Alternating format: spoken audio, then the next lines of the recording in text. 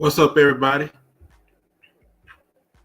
How are you all doing tonight on this great day? Peace and love to everybody that's out there that's tuned in. Go ahead and share the stream if you can. Um, Hit the like button on your way in. It's going to be a topic for you all tonight. So I promised it, so here it is. Just wait for some things to get a little bit warmed up so I can go and get started, man. Shout out to everybody that's tuned in. Moshi Ben, peace and love to you, bro. Thank you. Rebel is Rebel. Thank you, sister, for tuning in. I appreciate you. Young Logan, young brother Logan, man. Shout out to you. Thank you all for tuning in, though. I truly appreciate it. We're about to get started here in just a moment.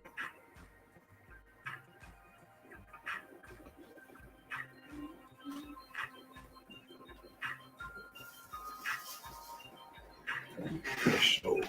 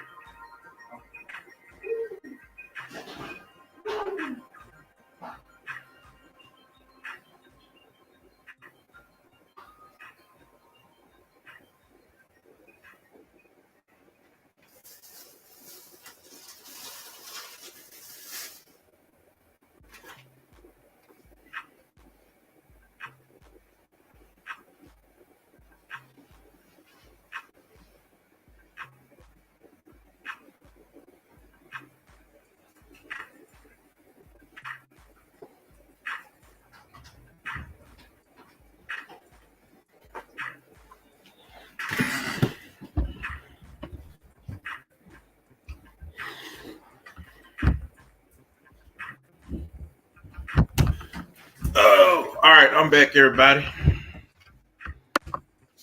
Thank you all for tuning in with me. I'm your host, Cool Gent 87. Back in action with another stream for you all. The title, as you all see, A Hero Within Yourself. Maybe kind of a little bit out of this world for some of you all that aren't really familiar. So who are you as a man or woman? Who do you represent? What do you stand for? Where's your calling in life? Whose side will you stand for? What makes you who you are? The things that we all go through in this life. We all represent somebody in this world. Good, bad, wherever, however you want to put it. You know, I think a lot of us, as we see now, there's a change within the world and stuff. Yeah, Logan. Yeah, got to enter the multiverse. You sit there, you carry your question. A lot of people, why they do the things they do, because our lives here on this planet is like a comic book. Okay, let me explain. Of course, we're all born into this world. Depending on where we grow up, what our situation was, how we're going to come out. We come out strong. That's going to lead us to doing right in life. Or will it be the other way around, to where you have a purpose for doing something that you shouldn't be doing, knowing that it's wrong, knowing it's going to lead you down the wrong path. That's why I got these titles: hero, villain, anti-hero. All right. Now, of course, we know about the hero, you know, the one who's standing up for something good, something right. Someone that just like the voice, for the voiceless, you could say. And let me check this out. Of course, there are good people in this world. They're striving to do the right thing. A lot of them. But we're saying that we have a lot of villains as well, too. Okay? There are a lot of villains. Who's right? Who's wrong? And in what position? You see some of the things that, like I said before, art imitates life.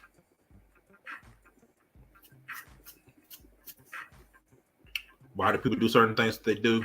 Why do they rob? Why do they steal? What drove them to that point?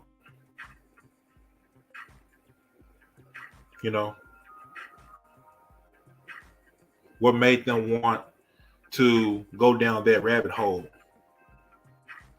It had to be something with their life. Someone that may not have trained them up with no direction. Or maybe to the point to where they were so frustrated to where they didn't know who else to look up to.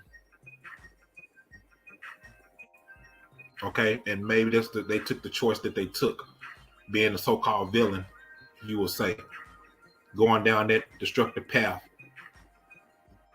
People who love doing the wrong things in life, yin and yang. So now we come to the anti-hero. I'm pretty sure that term is new to many of you all, some of you. The anti-hero is pretty much the person that can be either good or bad. Well, basically,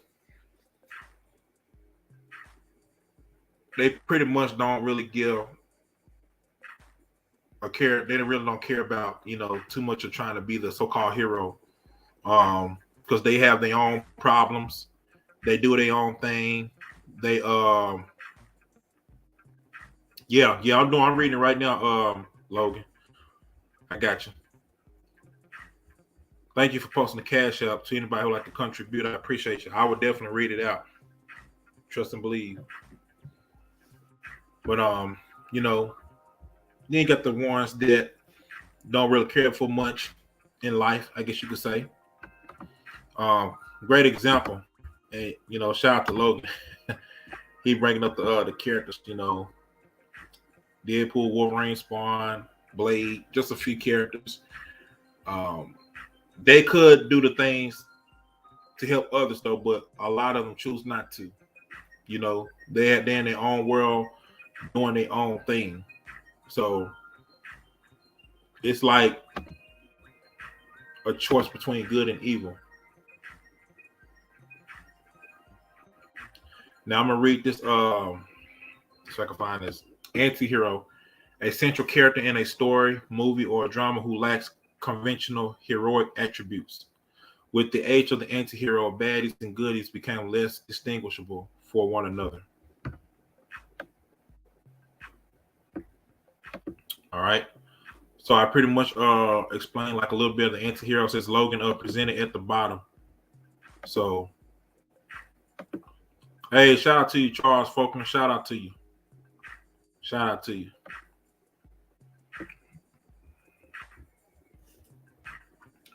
So yeah, you're right about that. Yep, the Punisher, definitely the Punisher. To anybody who's watched the Punisher and read the comics and stuff, he has the reason for doing what he did. The guy was like in the service. He was like a Marine. Who else we got? Spawn, Blade. Logan already said Venom. So you got people who got their own thing, like the Han Solos.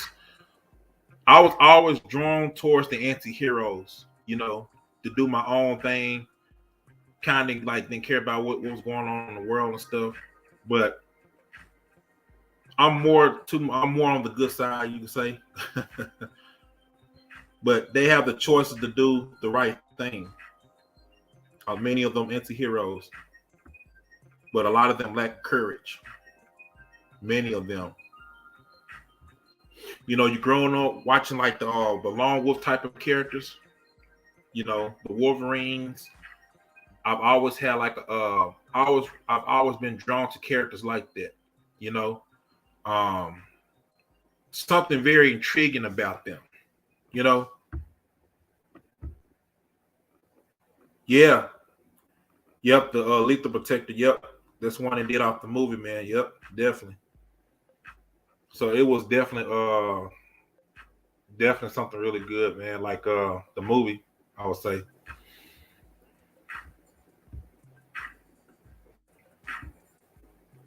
The Hulk, the Submariner. Yeah, absolutely. Ghost Rider, Antihero, he cold. Yeah. Oh yeah, the Ghost Rider. Yeah, I'm gonna put like a Batman up in there too. I mean, cause you notice how he's like in his own world. Batman loves to work alone, so he's like that. You want to say Sigma type of character? He's almost like he's like about in that section to a certain extent. But yeah, people have their own things in the way of their lives. You know, we all can relate to these characters. We see ourselves within these characters, just like in real life. A lot of us, you know. Yep, some versions of Batman, especially in the Dark Knight Returns book. Yeah, most definitely, man. I think that's what one thing I love about Batman was that he's always worked alone. He was his own person. You know, he stayed out of everybody's business. When it's time for him to put on the suit and costume, what I'm saying, he go in his detective mode. And for everybody who ever check out the Batman movie, I would say go check it out. For the ones who know his true origin, and that was his true origin. Like he was definitely in his detective mode. He was definitely in his detective mode.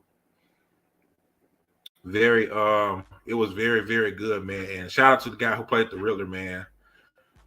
Man. And you know what's funny? Before the film came out, and I've always said, besides the Joker, because we all know Joker's one of the greatest villains. You know what I'm saying? I've always said that the Riddler was one of the most underrated villains in Batman's Rogue Gallery. I've said this before, and I said again, was that I've always thought that he should have taken like a horror jigsaw type of route. And they did this with this movie though, man. The clues, you know what I'm saying? The question marks. I mean, you get to do the figuring out. So I thought that was very creative, man, to what they did. Um, it was very creative, what they did with them with these characters, man. And I hope that there will be a sequel to this.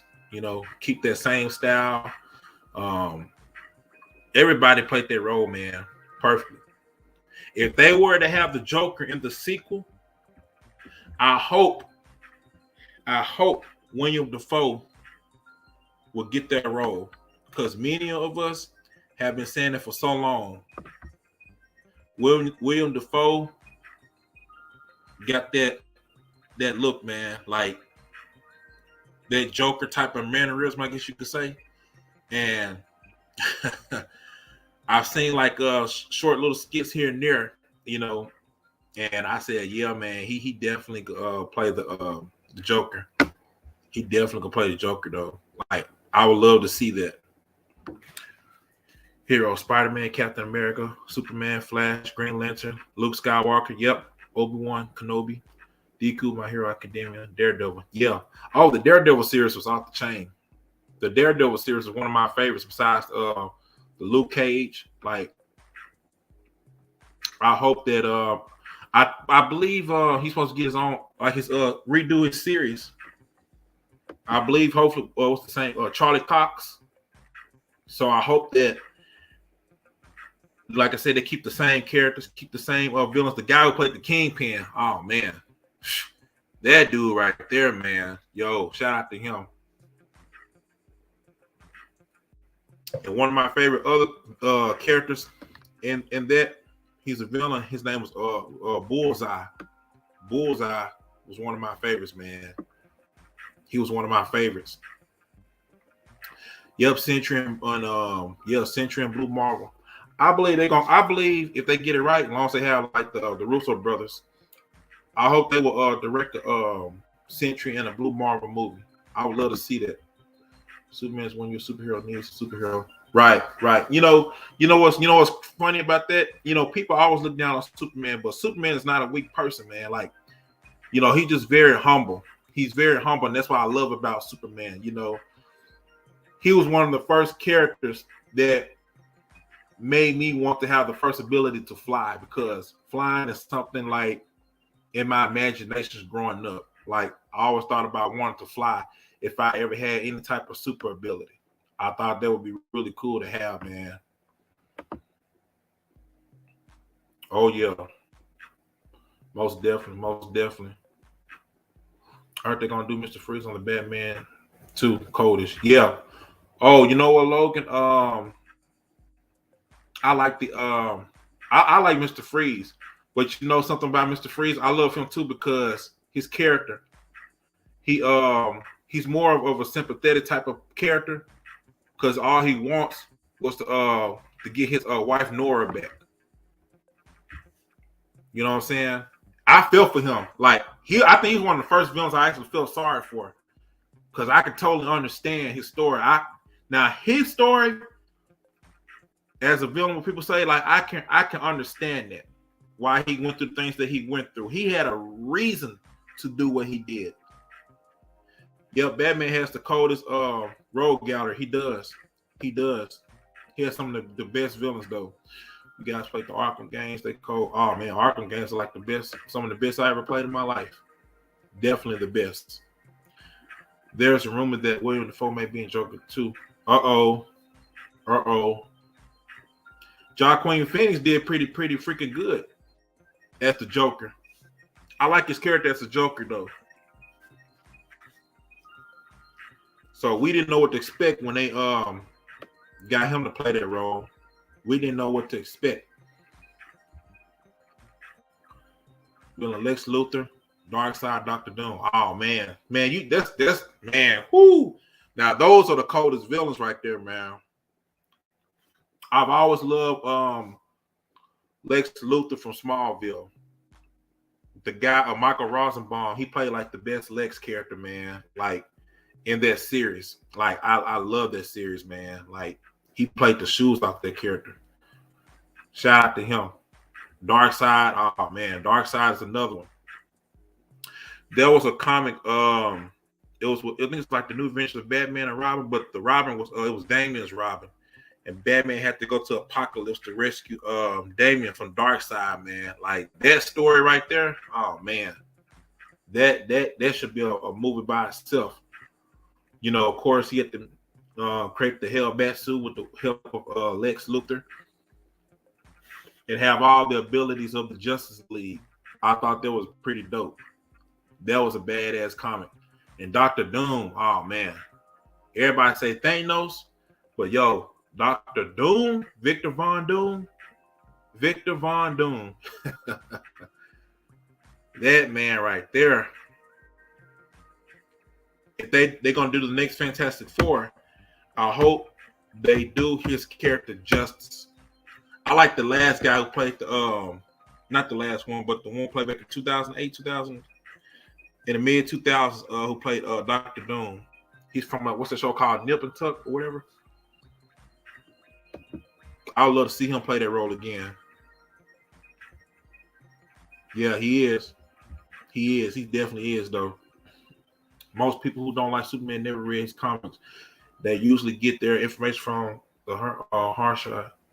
Yep, because once you read it, you became intrigued. Exactly. And you know what's sad, Charles, is that they trying to change these stories and stuff with these SJWs and stuff, man. Like, I hate when they try to change the origins of a character and stuff. They try to mix it in with a little bit of all this today's world type of stuff, because a lot of these people who grew up and never read comics, now they want to try to change stuff that we grew up love reading. Like, they don't need to touch none of them characters at all. Like, get your own stuff. They can get their own stuff. Superman's a righteous man with power. Cool, calm, and collected. A warrior in the garden. Yep, absolutely. But don't test Superman because he don't play with his Lord's land. Yeah, absolutely. I'm gonna tell you this though, man. I'm gonna say this though. The best Batman still to this day, in my opinion, I love Michael Keaton though. Shout out to Michael Keaton. I can't wait to see him in the Flash. But I gotta go with Ben Affleck's Batman. His Batman looks terrifying, and he means business. His Batman was one of my favorites, man. Like, I really wish they could have gave him a solo movie, because when I know a lot of people didn't like the Batman v Superman movie. Okay, whatever, but I personally liked it. You know, I hope they bring Henry Cavill back, because I would love to see him and Dwayne Rock Johnson, aka Black Adam, go with it. I think that would be pretty cool. I would love to see that. Lion-O from Thundercats was the story of the black man's hero's journey. The Anointment Trials arc was the best. Yes. Thundercats, man. Oh, man. You go way back from the 80s. Yeah, man. that would be awesome, bro. I'm gonna talk about something else too with the I'm pretty sure you all are familiar. I know you're probably familiar with the Charles, the what is Milestone Comics. You know what I'm saying? But now they more over to the DC universe, like Static Shock, Icon, Rocket, because I'm pretty sure a lot of the younger people don't know about those type of characters, man, growing up. But they was popular too, in my personal opinion, from the early 90s by Dwayne McDuffie. You know, rest in peace to him. So yeah, man, he brought a lot of those characters to life too. I want to interview a brother on her too, though, man. He got some comics that he's drawing. He's stories that he's written, and I like to do a show with him. I'm about to bring him on here because he got two characters out. One is what's the name of the character? I have to go back and look at it. I just recently found him. I have to order some of his stuff. But yeah, we love these stories growing up. See, DC and Marvel comics ain't selling too well. They're not. Manga stay beating them. Yeah, definitely. Because, like I said from the get-go, they're changing a lot of these stories, characters. They're trying to fit their agenda. And that's why a lot of the comics ain't selling the way they used to, man. Sad, though, man, how they checking them stories and they twisting them up. Love He-Man. Who would like to be the most powerful man in the universe? Yeah, man, He-Man. Didn't they do a recent series on him, like Netflix or something like that? I don't know, because I haven't seen it.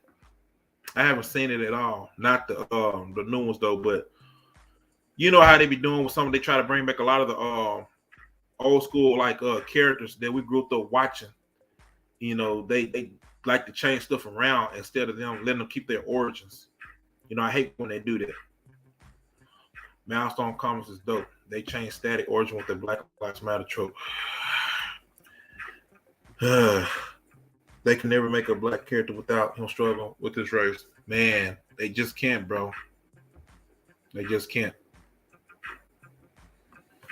I hate when they mess up a lot of these characters, man. It's just crazy, you know. Man, was a genius. Yes, he definitely was a genius, man. I remember like a couple of years ago, I remember watching read some of his biography and stuff, man. And I think he had like a documentary and stuff. And he did a lot of things for like a lot of them DC characters as well, too. You know, the Justice League. A lot of people didn't know that. So man, shout out to him. Shout out to him, man. You know what's funny? What I was thinking about? Ever since Chadwick Boseman passed away, rest in peace to him, and we seen how the Black Panther was made. Like, that did so many numbers, man. Like, for that to happen, that should inspire so many black entrepreneur artists out there and film directors to come together like, hey, if Black Panther can do it, let's bring these other characters to life. Let's see what we really can do. That should be inspiring like a lot of characters, man, like black characters, like that never got no shine. That should have blown up like all the other mainstream characters, man.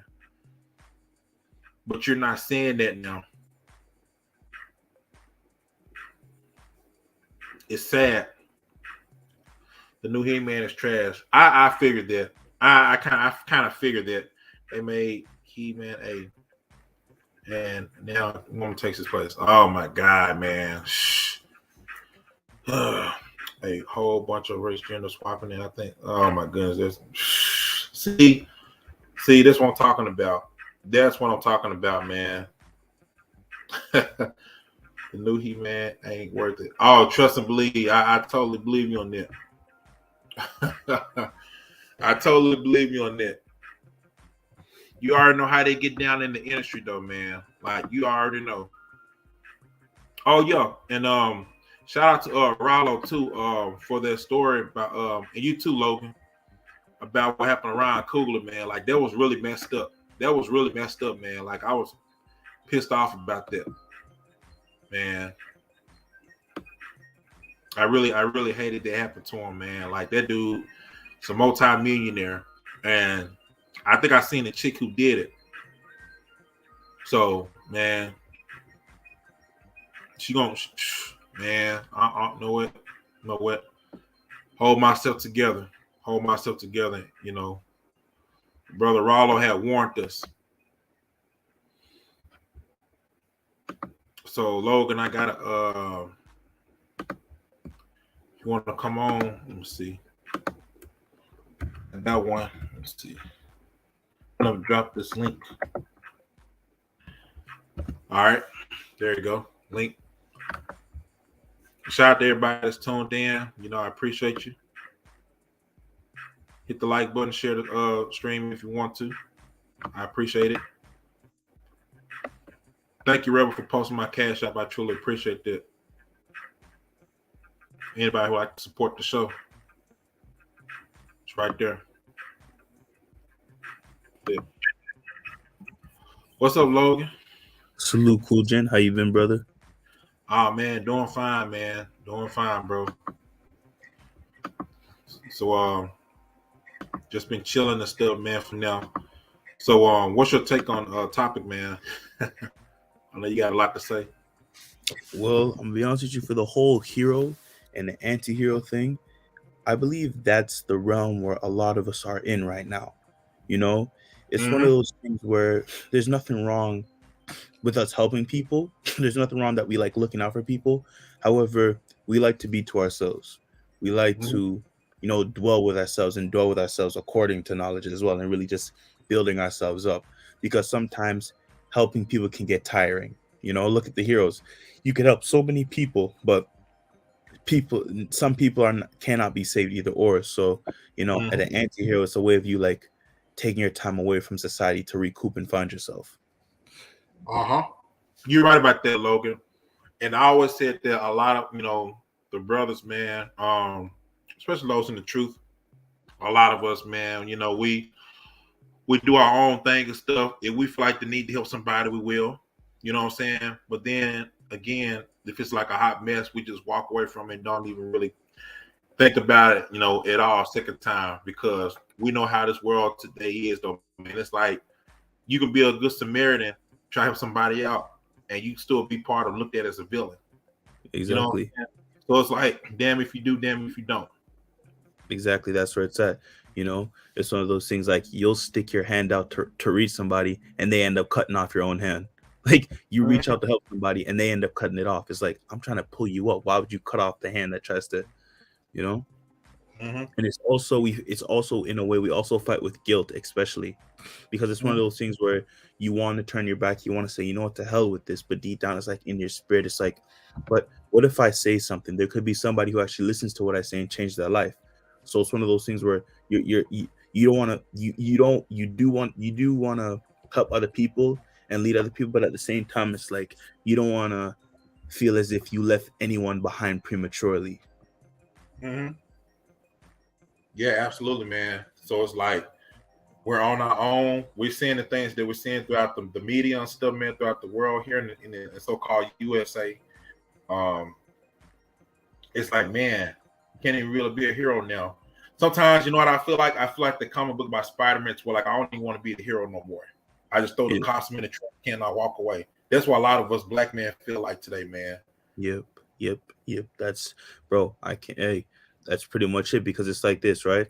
You've been trying to do the right thing for so long, and people stop, respect. It's like we as black men, we have our own personal J. Jonah Jameson always breathing down our back. Yep. No matter how much good we do, no matter how much we try to do right by others, that J. Jonah Jameson in our life always tries to tear us down. No matter you could do all the right things, but make one mistake, and that's publicized for the whole world to see. Mm-hmm. Yeah, man. Yeah, try to give out shine like a bad, light on you and stuff, man.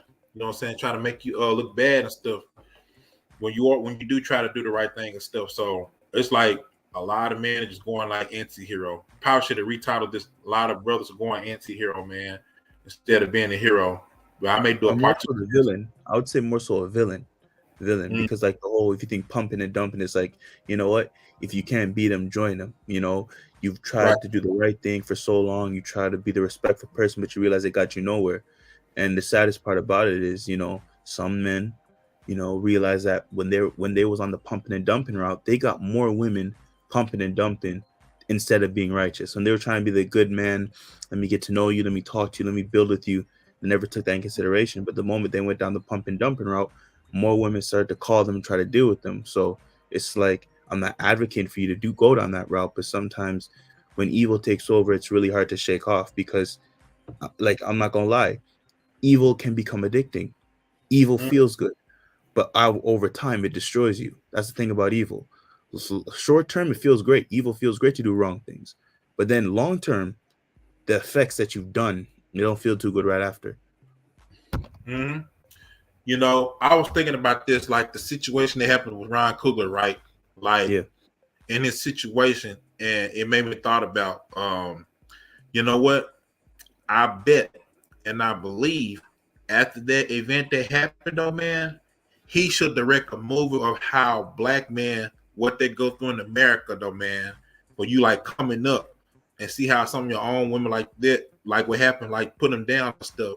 So like it's like you can't win that's here, but he facts. decided like to travel somewhere else. That should I hope he gets some inspiration like um to get an idea like that to make a film, you know what I'm saying? Because that's gonna motivate a lot of us, man. Like real talk. And you know the thing is too, it just shows you, and it's a sad truth. And this just really goes against the whole high value man bullshit. No matter Mhm. how much money you got, you'll always be a nigga in these people's eyes. You're just a nigga with money. Say it again, bro. That's the fact. That's the truth right there, bro. No That matter is how much money you have. Ryan Coogler, he directed Fruitvale Station, Black uh-huh. Panther. He's about to direct Black Panther 3, Black Panther 2. He's about to direct Creed 3. And he was a part of Creed 1 and Creed 2. And look all the success and fame and awards he's gotten, and yet they still treat him like he was some nigga on the street. Exactly. Exactly though, man. I gotta find that shout out to Rollo with the clip though, man. I gotta find that clip. I got the clip, but a certain part in there where someone had said something though. I'm gonna listen to it again. But man, it's really messed up though, man. It just like gives you like some ideals and stuff, man. Of if you make a film that's telling us like put a message in it for us, like what to do, like to get out. You know what I'm saying? Like that would be pretty dope, man. Akon, You know what shout I'm saying? out to I feel like Akon. He was talking about it. yeah, I would direct a movie called like say something like getting out the nightmare or something. I the True. title would better, but Leaving the because American dream. oh yeah, yeah, But living the like American dream, man. but Akon was talking about it too, about black men coming to Africa Mhm. and stuff like Oh that. yeah, It's I think he's crazy, talking about bro. his own money too, his own currency, Yeah, all of I that believe. stuff. You know what I'm saying? Uh-huh. Like, but it's just eye opening though. You know what I mean? It's real eye opening, and it's sad. It's like as black men, we have our own personal sinister six. First one Hmm. is the media. Secondly, Gentile nations. Third, our own race of Mhm. women. Uh, uh, fourth, our own race of men. Fifth, the justice system. Like, Yep. and sixth, the police and Yep. gangs. Seven, sinister Yep. seven. You know what? You know what? I'm saying this from a movie. That was from Batman. No, was it Batman? Yeah, Batman v Superman. Besides the warehouse fight scene, my favorite scene in the movie was the nightmare scene. That was one of my favorite scenes in that movie, though, man. Batman was taking out everybody like juice, Superman's Oh yeah. alternate sides. That's what it feels like being a black man in America, man. Fact. And it's like you get to fight the world, man. That's what a lot of us felt like, man. What's going on, Sister Empress? Good to see you, though. Hope all is well. I appreciate you tuning in, though. You got Moshi Ben up in here. What's going on, Unc? Shalom and salute, cool gent. Shalom and salute, brother Logan. What it Salute, do? Moshe Ben. Man, that Salute. is the truth. What you just mentioned, brother, about the Sinister Six. As the average so-called black man, we have our own personal Sinister Six. I never thought about that, but that's a good analogy, bro. Yes, it Appreciate is. it. That is a very excellent analogy, man. We definitely do, man. We got like so many people like working against us, man. You know what I'm saying? It's like hectic. Like, you see those pictures where you see Spider-Man holding his rib and his suit's torn up and he got all of his villains banded together. That's us on a daily. We taking a beating every day. Yeah. That's facts, man. But Facts. even Spider-Man. with that beating, we still do the best we can to live a life that is honorable to the Most High. We could easily go wicked. We could easily say, Right. you know what, forget this. But then we think long term and where it could lead us to, and the Mhm. conviction we get from even trying to go down that road. Mm-hmm. That's real talk, man. That's real talk, man. We're definitely going through a lot right now. There's so much going on in the world, but you know, a lot of us want to be heroes, but it seems like heroes are not really getting appreciated now. You know, and I see why. There are characters that really, as you say, they turn their back on society or just went the anti-hero route, and not even care because you know they was never respected for what they did. So that's why they took alternative route and did the things that they did. Yep. Mhm. The You like anti-hero route is the best route to go. Yeah, absolutely, man. That's why I gravitate towards the anti-heroes, like Frank Cap, Punisher, Kratos from God of War, Spawn, Yeah. Oh yeah, because they misunderstood by society, but they see society for what it is. They see the fakeness in people, and like you was just mentioning, the heroes not appreciated. Just take it to in real life. Like I mentioned before in one of your live streams, the real heroes, like the heroes, like the tradesmen, like the plumbers, the electricians, the garbage men.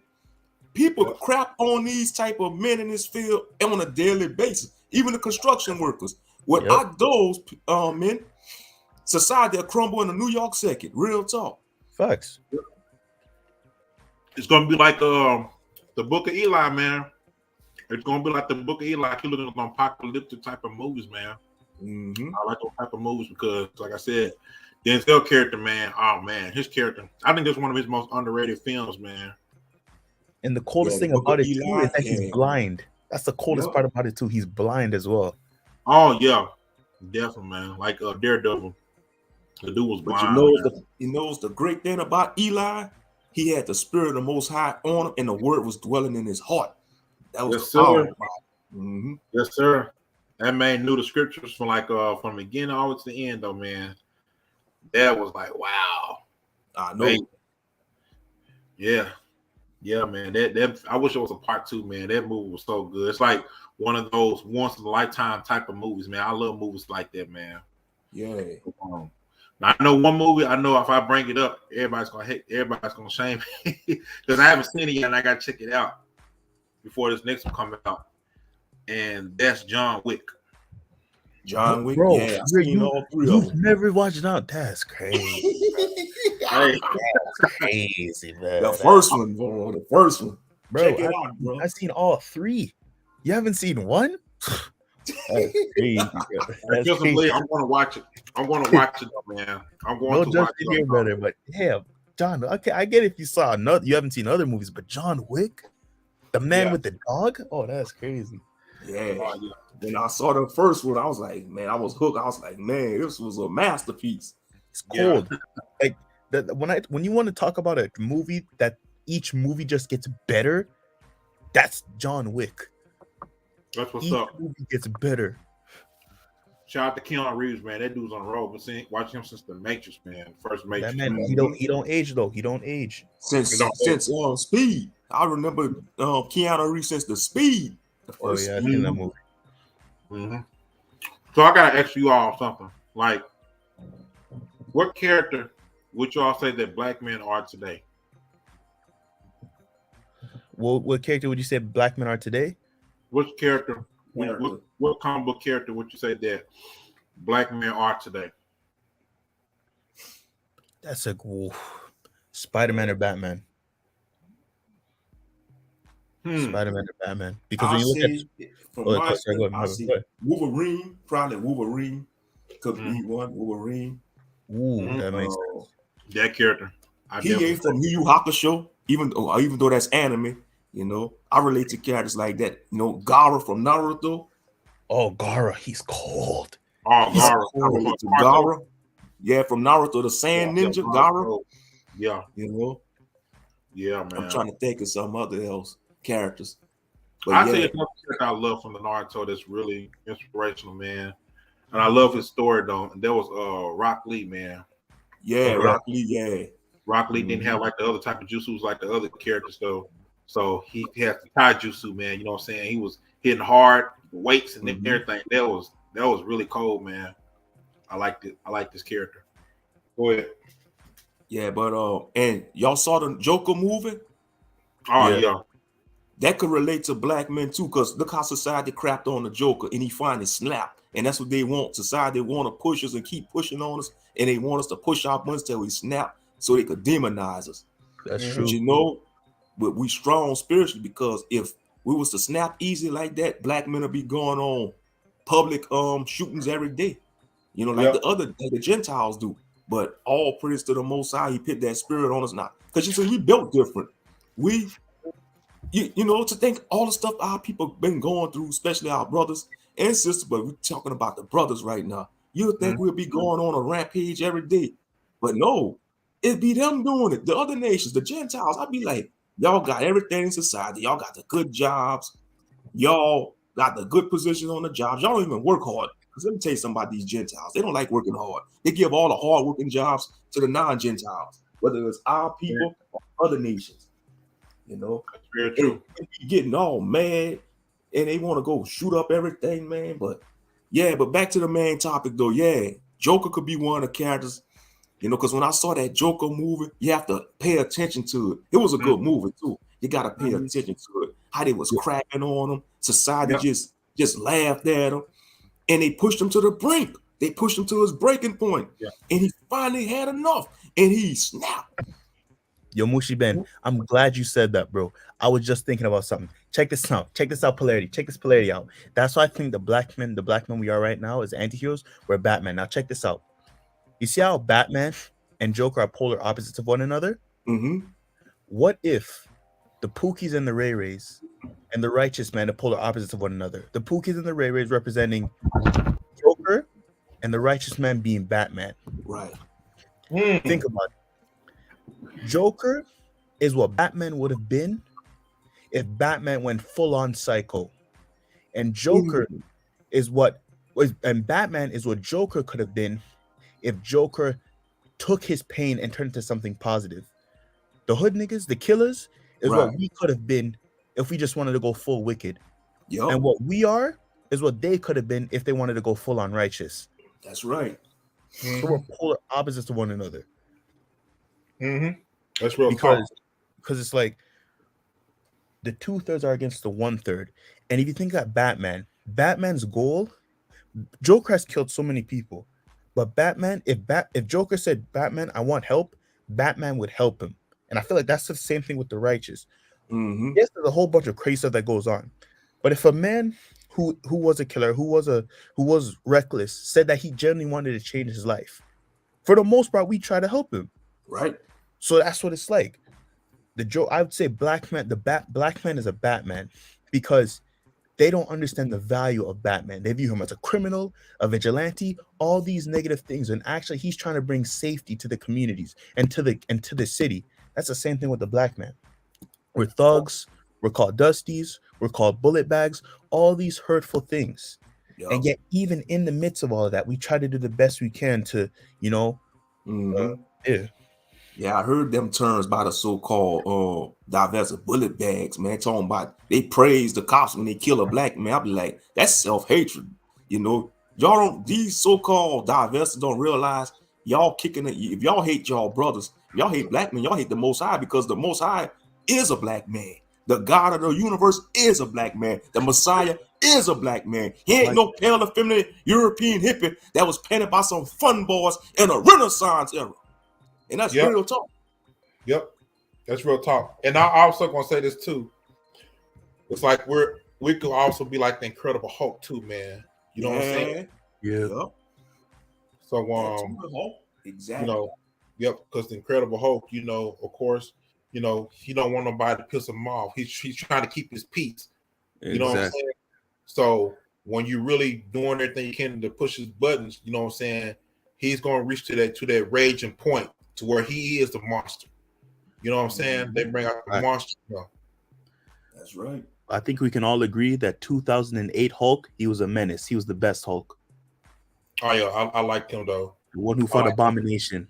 Yeah, that was the best Hulk movie, hands down. The new Hulk is a bitch, bro. I don't care what the. I hate that did that to him, bro. I said, man, you got to be kidding me, man. Bro, like they made it a whole song. Fuck, man. I hate that. But the new Hulk? Yeah, he's cowardly, bro. He's cowardly. After Infinity War. Damn SJWs. That's attack on masculinity, brothers. That's all that is. Yes, that's all it is. They want to soften up the masculine superheroes. That's all that is, family. If that was 2008 Hulk, he would not let Thanos beat him like that. Exactly. Right. Or Dr. Doom. That's why I like him. That's why I like about Dr. Doom's one of my favorite villains, though, man. Like, yeah, me too. Dr. Doom reminds me of a dude. That's another. Yeah. I like the dude who played. I forgot his name. He's from Nip. I think a show years ago. And he played the Victor Von Doom, man. Like Marco, the actor from Nip Tuck. The actor from Nip Tuck. Mm-hmm. I love his character, bro. Like, man, and I hope they do the Fantastic Four justice on this one, man, because I know they haven't been really doing it a whole lot of justice recently, man. I hate they took all the Netflix series characters out, man. Like Daredevil was one of my favorites, man. Like, Daredevil, I'm telling you, that was a cold series. That was a cold series, but like I said, money, and all the rights and stuff behind the scenes. Like this is more than just like comic books. This is a whole bunch of politics behind the scenes, man. Money. I hate like Luke Cage. Luke Cage was a good series. Luke Cage was insane, bro. Man, I wish they had a better. Only thing I wish in that series, I wish they could have got somebody who could deal a little better with Iron Fist, though, man. That's the only thing. Thank you. Iron Fist was trash.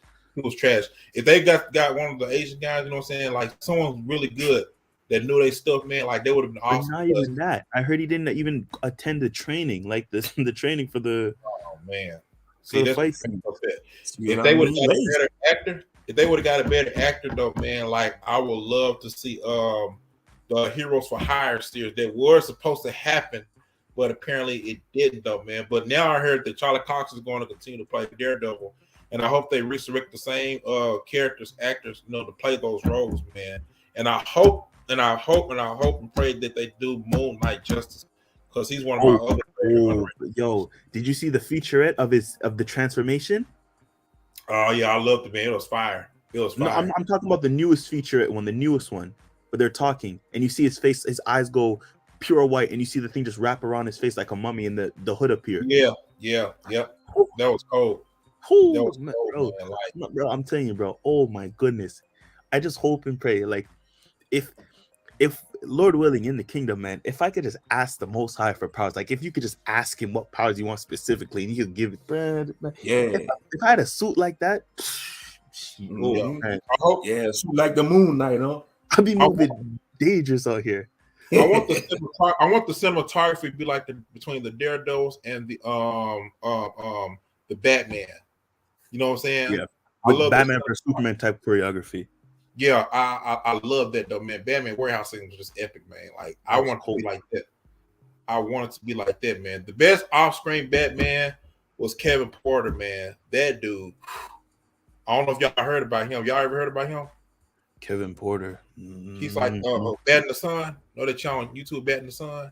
Oh, that I saw that on the thing. I never watched it. It's wavy, isn't it? Oh my god, man! Hey, check out the one. It's Bat in the Sun. It's called Batman vs. Darth Vader, the alternative Vader. I guarantee those Batman versus Darth Vader. That's on YouTube. Yeah, about Bat in the Sun, the YouTube channel. I guarantee you're gonna say that's the best off-screen Batman I ever seen in my entire life, man. He up there with Batfleck. He like the Arkham Batman. I'm telling you, the dude. Arkham Menace. And then he's finna play like the Kingdom Come Superman, Kevin Porter. I was like, yeah, he's getting built for it right now. But Arkham Batman, he's a menace. That man, you can't tell me nothing. Those characters, they died in that video game. Yeah, that jump was off the hook, man. Like, yeah, bro, they died. Like talking about like, let's really play along with it. All right, okay, let's see. And you do the detective mode, and it says the character it's a concussion. But check this out. You're not taking these guys to the hospital, so they're laying there. So technically, they're gonna die from their injuries. So you technically killed them, bro. Like you can hear the dudes. Like you can hear the thud when these guys hit the ground when he does a slow-mo punch. Yeah. Like that's how it was, though, man. Yeah. So that's the reason why a lot of the superhero film movies, I mean, the ones that's done right, are winning right now, because a lot of the movies out now aren't really hitting on anything, because it's now I'm gonna talk about this. I got the other video I'm coming about, the industry creativity, because that's gonna be really good, man. And I put a lot of thought into that one though. So it's gonna really, really be interesting, because they really destroy a lot of writers, man. They don't want writers. They all trying to change the direction of like what the story, how it's supposed to be, and stuff. People who are passionate about the characters and storyline. And I hate when they mix stuff up, man. Like I really hate they do that stuff now. Exactly. And I'm not even gonna say too much, because that's gonna be the next live stream. But what we could really say now is that Hollywood is falling. It's falling. It's dead. Yeah, I agree. Hollywood is dead, man. It is man. Capital DEAD dead, because that's right. It ain't coming back. Like YouTube is the new Hollywood. Cool, Jen. Technically, you're a celebrity, so it's like there's a big paradigm shift happening. People are desperate to see individuality, some honest, wholehearted creativity. Creativity's dying out here. Exactly. And I shout out to all those type of content. I like them type of content creators too, the filmmaker content creators, man. Yeah. Because like I said, Bat in the Sun, oh man, they put their heart soul to them characters, bro. Like every character they can think of, like versus whoever. And the cinematography is beautiful, the story. I say, yo, the guy who played who like directed, I forgot his name, Aaron something, who did Bat in the Sun. Shout out to him, because that dude needs to direct the DCEU, man. I believe he will bring back the DCEU, man. I said, man, his work, his creativity. Oh, they recently did a independent film called it's called Batman Dying is Easy. I don't know if y'all I heard about that. They got like over millions. I don't know if it's 5 million now. I don't know. That right there was so epic. It was him and the Joker and stuff, man. You like the detective mode, like you gotta watch it. Like I'm telling you, it's phenomenal. Like I said, man, make a whole film out of that. Make a whole like short film out of that, because that right there, I will watch, man. Like they just don't know. It got that Ben Affleck terrifying Batman like character, man. Like he was just like, dude was cold. That's true. Like, but the thing is too, what you said about him filming for DCU, a lot, like you wouldn't believe this, but a lot of these directors don't have a lot of creative space. They don't. They don't. Like, it's all about the money. It's all about the money. That's why. Exactly. Like man, put us three on that director's team, but man, we'll have them. We'll make some good movies. Make superhero movies, man. We'll be killing it. Of course, like they'll say, okay, the director said, I want this to be done. They're like, no, you can't do that, because this, and you got to take in consideration budget as well. Like I think it was James Gunn who talked about it. Like He said the movie that he has in his head would be $500 million to make or something like that. But because he's under a certain budget that is given to him, he has to cut out certain ideas, and that's the bummer about certain creativity. When you're independent, you could do as much as you want if you can pay for it and expand on it. But when you're working underneath someone, there's only so much you could do. And that's truth. And we're gonna go and talk about it. Forget it. Check this out, though, man. See, and this the thing I love, and I know it's better between the correctors. Hold on a second. Shalom. Shalom to you, bro. Direct your let me see. Go on mute. John. Shalom, brother. Shalom. How's y'all? Peace to you, bro. Go on mute real quick. All right. Shout out to you as well, Monique. I see you here, Monique. Peace to you. Now what was I about to say? I was gonna say that I've seen, and I know you all seen this, I've seen independent YouTube content filmmakers make the close to they look like Hollywood budget way better than what they're doing in Hollywood right now. I got a prime example though. I think it's Robot Underdog. They did the Dragon Ball Z. Now, I have not seen the evolution. I didn't want to see it because I know it's trash. Now, tell me why the ones who did this version online, they look 20 times better than what's in actual theater though. And I'm saying to myself, just like with Bad in the Sun, I'm saying to myself, why don't they make the films like this? They had a low budget, but it looks so epic. Like the creativity, the hard work and stuff, man. I said, those are the cats I will support before any Hollywood director, man, film. You want to know why, though? You want to know why? You kind of answered your question. Because they put their soul into it. These people aren't just doing it for the money. They love these characters. They grew up with these characters. This isn't about just making money. This is something like, yo, I want to make something as close and just as just as good as a character in the comics. So when they put this stuff out, you'll be saying, yo, isn't this what Ringo was talking about? How, you'll have all these people with all this large production, but it doesn't even come close to his. Because when Ringo does what he does, it comes from a place of love for what he does. Yes, you love making money. This is a business. But when you love what you do, you put it back into the work. You make sure that everything that you do is full-fledged on points. And that's what it is with these guys. They really have a love for what they do. Look at some of these small cryptid horror movies, bro. They're sometimes scarier than the blockbuster movies, bro. Exactly. Even the stories, like the Reddit stories, man. There's almost these are scarier than the ones in the heart. Like, bro, there's this one where I couldn't even watch it on the big screen. I had to put my screen small so I could watch it from a corner because I was a coward. Still am. Like, bro, there's this one. Or sometimes I watch a horror movie with a reaction, so it's another man watching it too, so I don't feel as bad. So he's watching it while I'm watching it. So, there's this one where he's playing. It's rolling a dice, and the dice will roll, and it like at the time, and every time he may get a 6, she gets a 6. The camera will zoom in close, as if you're in the perspective of the creature in the darkness, and then in the thing you'll see like a large like snake type figure come out. Like, bro, these things are scary, bro.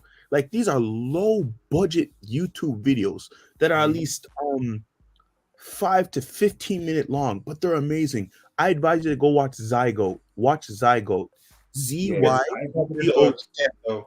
Type in the chat, and I've seen some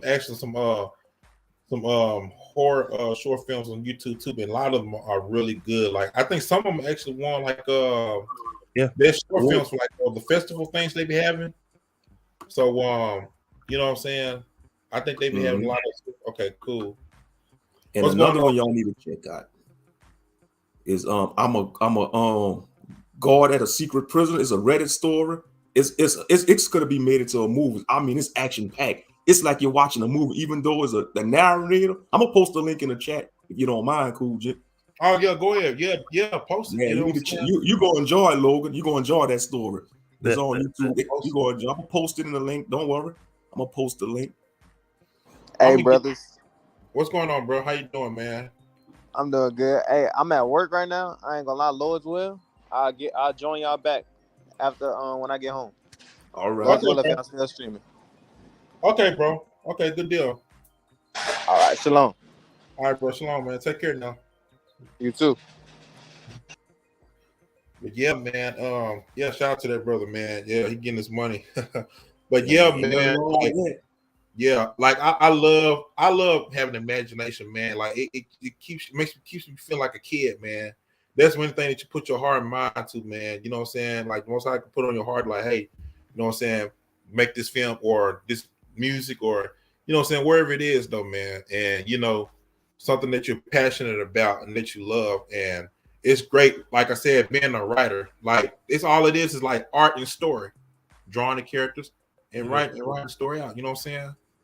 A lot of people lose their imagination. It's sad. And I said, man, I don't care. Like me being the age that I am, I still have my imagination because it keeps me feeling like a kid. I want to feel young. You know, I don't want to feel old. I want to feel young.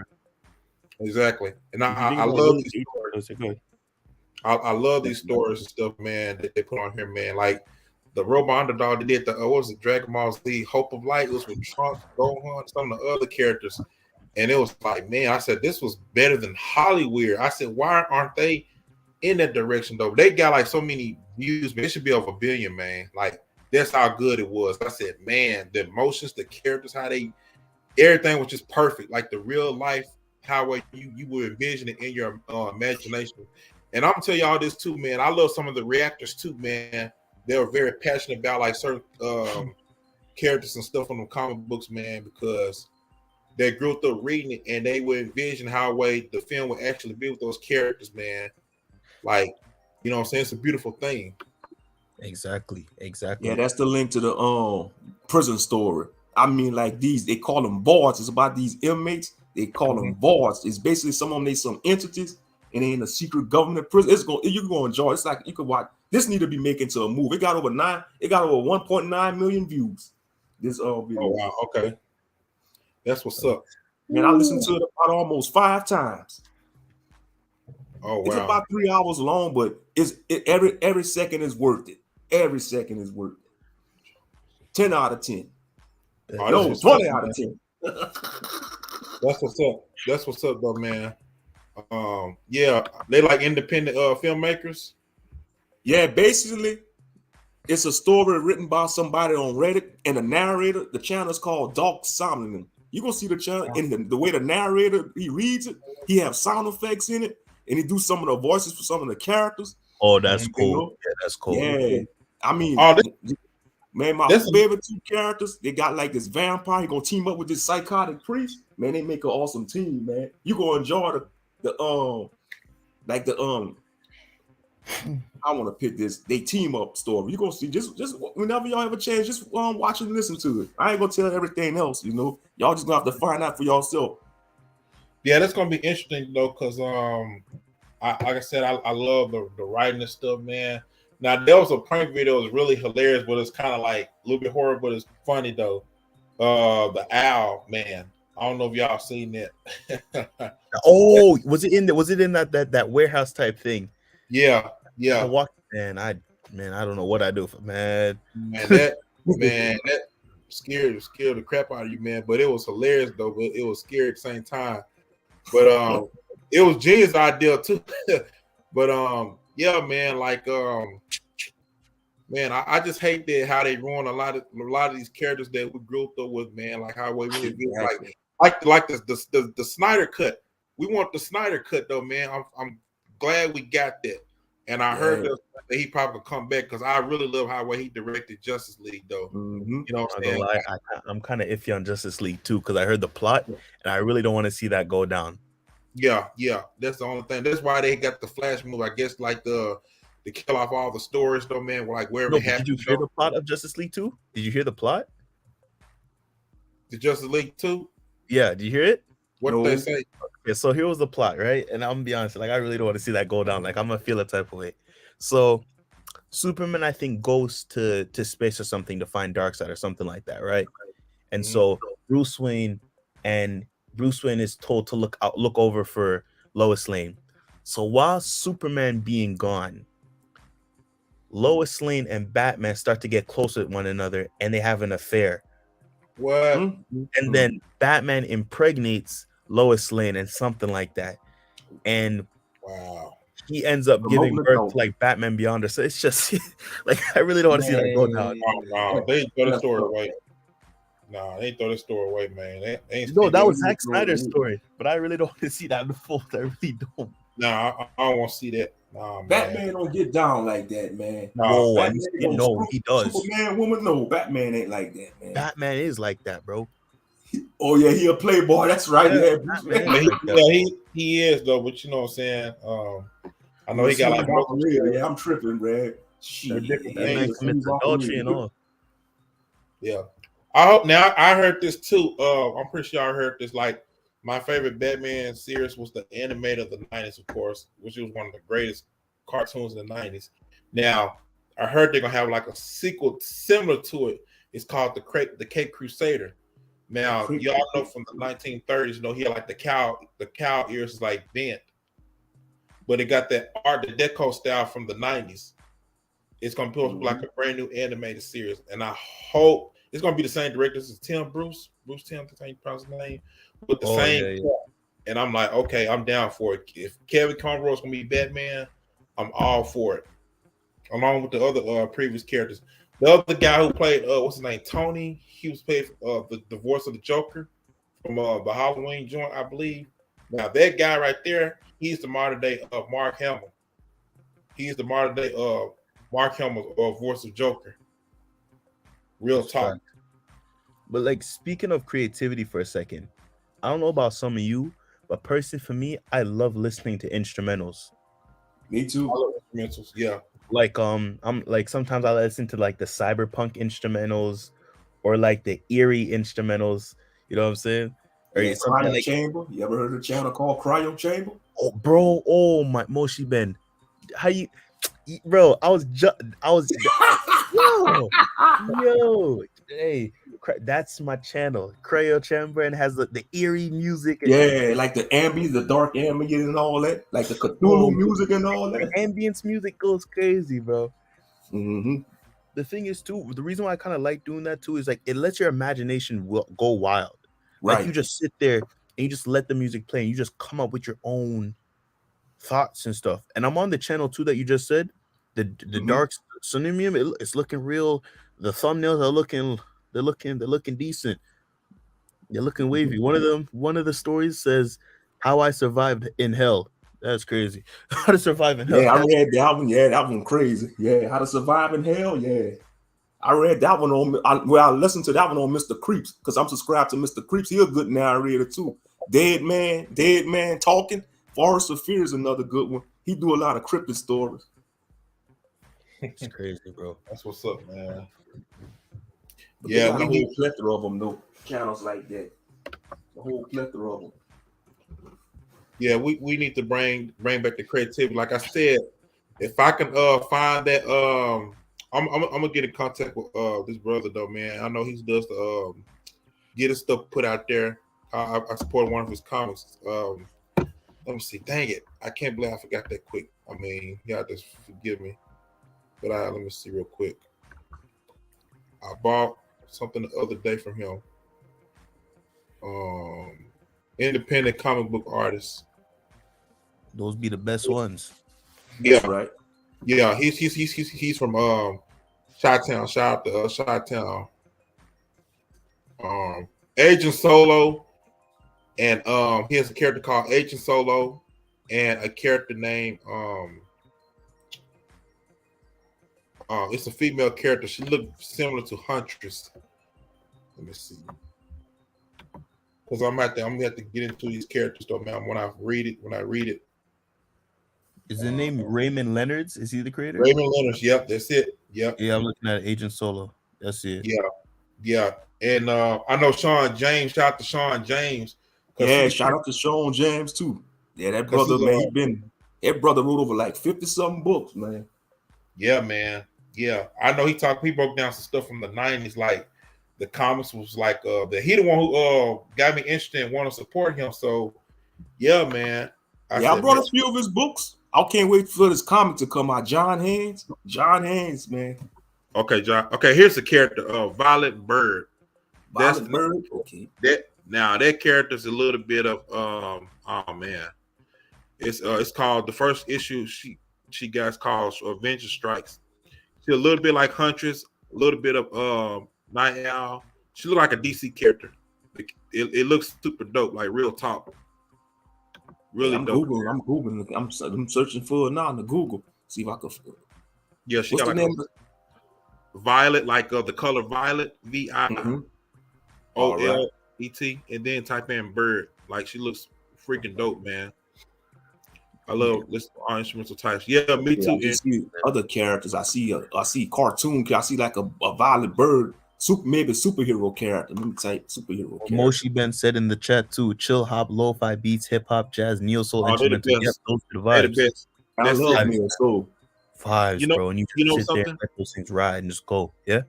Hearing those from the cartoons from the 90s and the 2000s, though, man. Like from the series, though, man. Though they do be some of the best. The Ninja Bees. You know what I'm saying? Mm-hmm. Adult Swim. Yeah, I love those. Yeah, the pumps. Yep. Man, I remember back in 2012, they used to have like this whole little tight knit community on. Used to call them like the YouTube producers. They had Neil Socket, Magic X Beats. They still around, you know. Neil Socket. They had a whole. It was like a small tight knit group. They used to make like Adult Swim bumps and all that. Wow. Mm-hmm. They can't lie. The two nations in this world that are tight knit are Black people and Japanese people. No one can tell me otherwise. Oh wow, yeah, man. Tight knit. Like look at Afro Samurai. Have you ever seen that? Afro Samurai? I got both of the DVDs. Yeah, I had the game too. I had the video game for PS3. Bro, I'm gonna tell you something. Black people love Japanese culture, and Japanese culture loves Black people, bro. Facts. Oh yeah. How do I know? Because we grew up on it. We when anime was introduced to me, man, it was just skyrocket. Video games. I've been playing video games since regular Super Nintendo. In Japan, they have like a Jamaican Day or something like that, or where they dance to reggae music and all of that, bro. Mm-hmm. Okay, I'm gonna Google search that. Thank you for typing it in. Cool, Jim. Samurais and ninjas. That's what we Black people love. Samurais and ninjas, man. Yeah. I've always been intrigued by the Japanese culture with the anime and stuff. Like I've always been intrigued by a lot of that stuff, man. And I'm thankful that a lot of the artists and producers stuff are going more independent, because since like the bigger companies would not let them explore their creativity. You know what I'm saying? Right. Exactly. Companies. Like I'm gonna tell you, my favorite video game company back in the day besides Nintendo was Capcom. Capcom was like the Motown of video games, man. Back in the day, the Marvel's Capcom, X-Men vs. Street Fighter series was one of my favorite, and Mega Man. Mm-hmm. Power Stone was oh my god, man. They need another one. I don't know if y'all ever played Power Stone. Jesus Christ. You know there's a Black anime studio too, the first Black one in Japan. Oh yeah? Yeah. Oh yeah. Arthur is some or something like that. Listen, some. Man, yeah. I mean, just like all the game developer characters, like just when they did their own thing. I'm gonna tell you another top tier video game I played years ago. Well, I played like a couple of years ago. It was like back in the 90s. It's called Castlevania Symphony of the Night. Oh, I heard of that game. Go and play it. I'm telling you, that game was phenomenal. I'm telling y'all, that game you will follow. Y'all know about Metroidvania, right? Metroidvania? You know the styles, like Metroid, the Super Metroid. Yeah, Samus. Yeah, I never. Now you know the style. Yeah, you know the style of the big map, right? The huge big map. You got to look and go to like a certain part of the area. It's like that. But the thing was so incredibly beautiful about the game is that it has the JRPG elements in it, though. You level up. You level up your characters and stuff, man, and so that you can take on the next big tough boss. Like, yeah, the game was phenomenal. The weapons, everything. Alucard. You know they had the series on Netflix.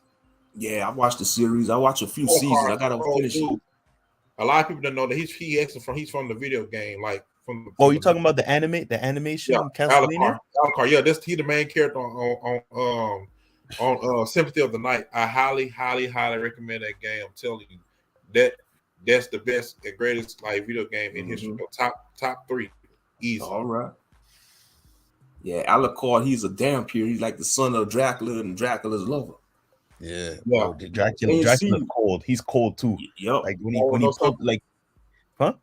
Y'all want to know something? Have you ever heard of a game called Bloodstain or Ritual of the Night? Bloodstain, Ritual of the Night? Yeah. No. Now, the same character's name is Coach Igarashi. He the same character that developed Sympathy of the Night. Now, they did like a Kickstarter. Y'all know about Kickstarter, right? Mm-hmm. Yeah, I've heard of it. Yeah. Now, I've been watching some of the game developers taking that route to make that independent games. It's a special successor to Banjo-Kazooie, some of the other characters, man, game developers. And he made a game similar to the to Castlevania Sympathy of the Night, because they thought the bigger game companies thought that the gamers didn't like that type of gameplay, the more the 2D style, but we still love that type of style to this day. And he sold a whole lot of those. You know what I'm saying? Just like with music or something like that. You know, they think people don't like the old school type of record stuff, that love songs and all this type of stuff, the messages and stuff. But we still love that today. You know what I'm saying? And I hate that they push away all the good stuff though, man. Right.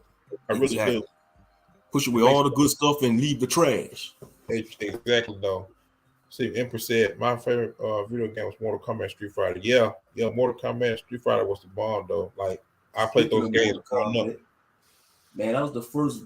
I want to say that probably was the first video game I was introduced to blood and violence, Mortal Kombat. Because growing up, man, my grandmother on my mama's side, she used to have a Sega Genesis, and my uncle, you know, he had Mortal Kombat. And my uncle, he know how to put in the bloody code. He had to put in that code to show the fatalities and blood on the very first Mortal Kombat. The bloody code they call it. And my uncle knew it. And my grandmother walking there, watching me and my cousins playing it. Oh, y'all can't play that. That's too violent. She didn't like when we played Mortal Kombat, man. Y'all know something? Back in the day, we go watch old interviews. Like they try to take to quit making fighting games because a lot of them have blood in the stuff, man. Way back in the time, that was a highly popular game. I remember watching the interview, man. It was a super duper long line, man, like way long. People just to play that game, man. Put a quarter in arcade machines. You know what I'm saying? The very first Mortal Kombat commercial. That commercial was classic. And they was on the streets going, Mortal Kombat! Yeah. Mortal Kombat in the street, in the hood, everywhere, man. On the first Mortal Kombat commercial. Everywhere. What was my favorite? The first fighting game I ever had on, this is an old school game. It's called Eternal Champions on Sega Genesis. That is an old school fighting game. A lot of people probably don't remember that, but that game, man, they can make a comeback, they'll be fired. Mm-hmm. You know they need a remake? Primal Rage. You remember that dinosaur fighting game? Primal Rage. I'm gonna tell you something even better than that. Killer Instinct. Killer Instinct. Yeah, I remember Killer Instinct. Killer Instinct was fire, bro. And I like when you have to put in the code for Street Fighter on the Super Nintendo. Yeah, I remember putting in the code. So I think I had one for Mortal Kombat 2. But man, yeah, my made a fighting game.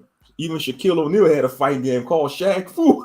I remember got that game, playing that game by accident, man. I was trying to rent Sonic 3 at the time, though, man, because I wanted Sonic 3, and I was secretly kind of like that game, Shaq Fu, but I wanted to play Sonic, though, man. My favorite game on Sega at the time was Vector Man. The dude with the green balls, so man, he shooting. But yeah. See, Empress said, yeah, Empress. I didn't know you like the games. Yeah, a lot of old school games.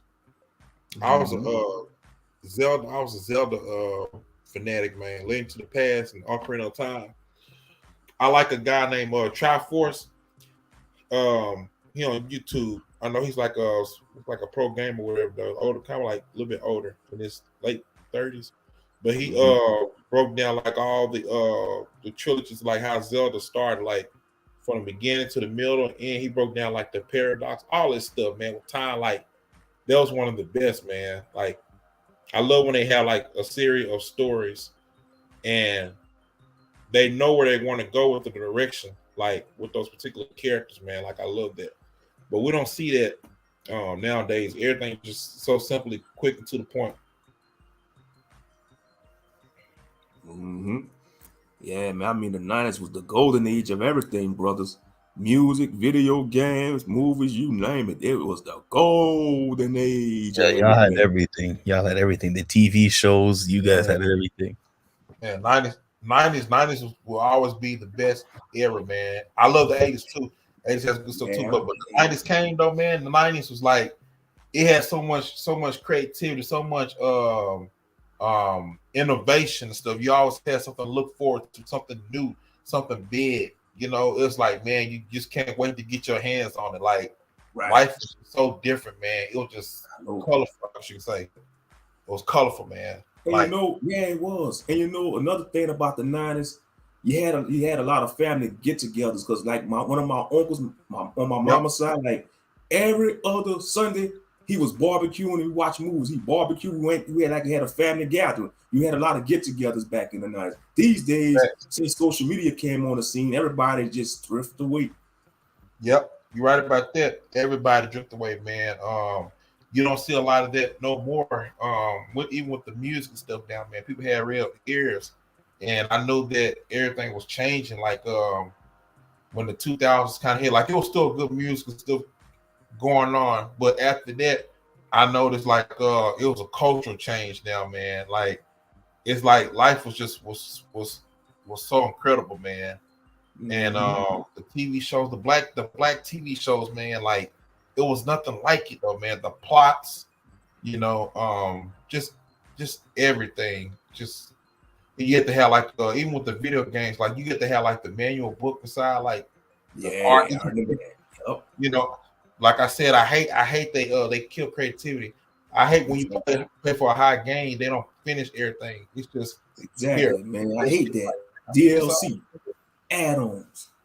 DLC killed the game, man. In my opinion, DLC killed game, man. Yeah, I used to collect those. When was the last time y'all been up in GameStop? Because I don't deal with them clowns, man. I can't stand them.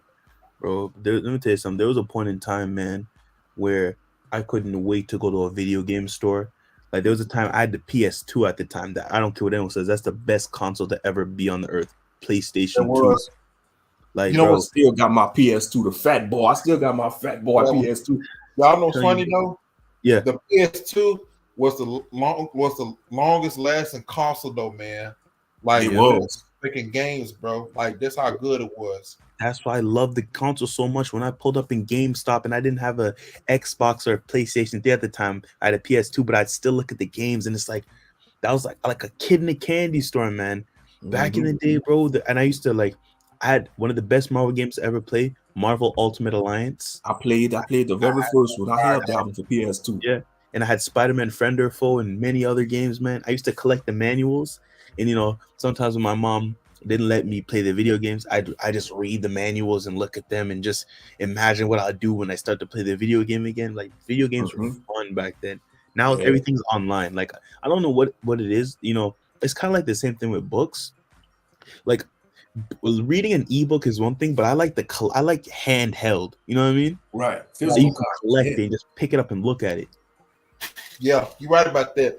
Yeah, Empress. Yeah, it was a very creative time though. Life was so colorful. The music just felt like it was a breath of fresh air. You know what I'm saying? The going outside, man, just everything, bro. Like you know what I'm saying? We had like some of the top legends and stuff, man, and entertainment. They really meant something like at the time, bro. They had real messages and stuff throughout the shows. Like you don't see that no more, man. It's sad. And I wish that a lot of the newer, the younger kids coming up will actually experience that time, man, and just really see that, man. I feel for them, brothers. They just don't know, man. They just don't know, man. I hate when after praises 2010, and I was born in '84. 84 made born Taurus Nation. Even though I don't do all that horoscope crap, but I'm a Taurus, man. Minotaur Nation. Taurus Nation. Yeah, in the 80s, man, like, I could tell, like, after 2010, in my opinion, it's like everything just changed. Though I said, man, you don't hear no more real artists on the radio.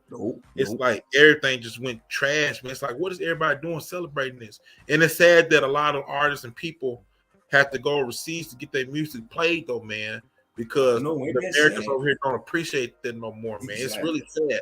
I mean, you can go back to the 80s and stuff, man, like, and getting nostalgia, man. I remember last song that brought me a tear in my eye, like years ago, after Michael Jackson passed away, a song called Love You, man. It's like a pure 80s nostalgia song. It's like one of his lost albums, one of his lost tracks from either his Thriller or his Bad album. And I'm like, man, yo, Michael was cold, man. Michael was cold. Man. Michael was actually should have gotten an award for Bad album, though. I believe he should too, though, man. Like, did you see his face, though? What happened? He was in disgust. Did you see his face when he didn't win? Oh, a long time ago, man. Yeah, he probably should have had one, though. 80s had.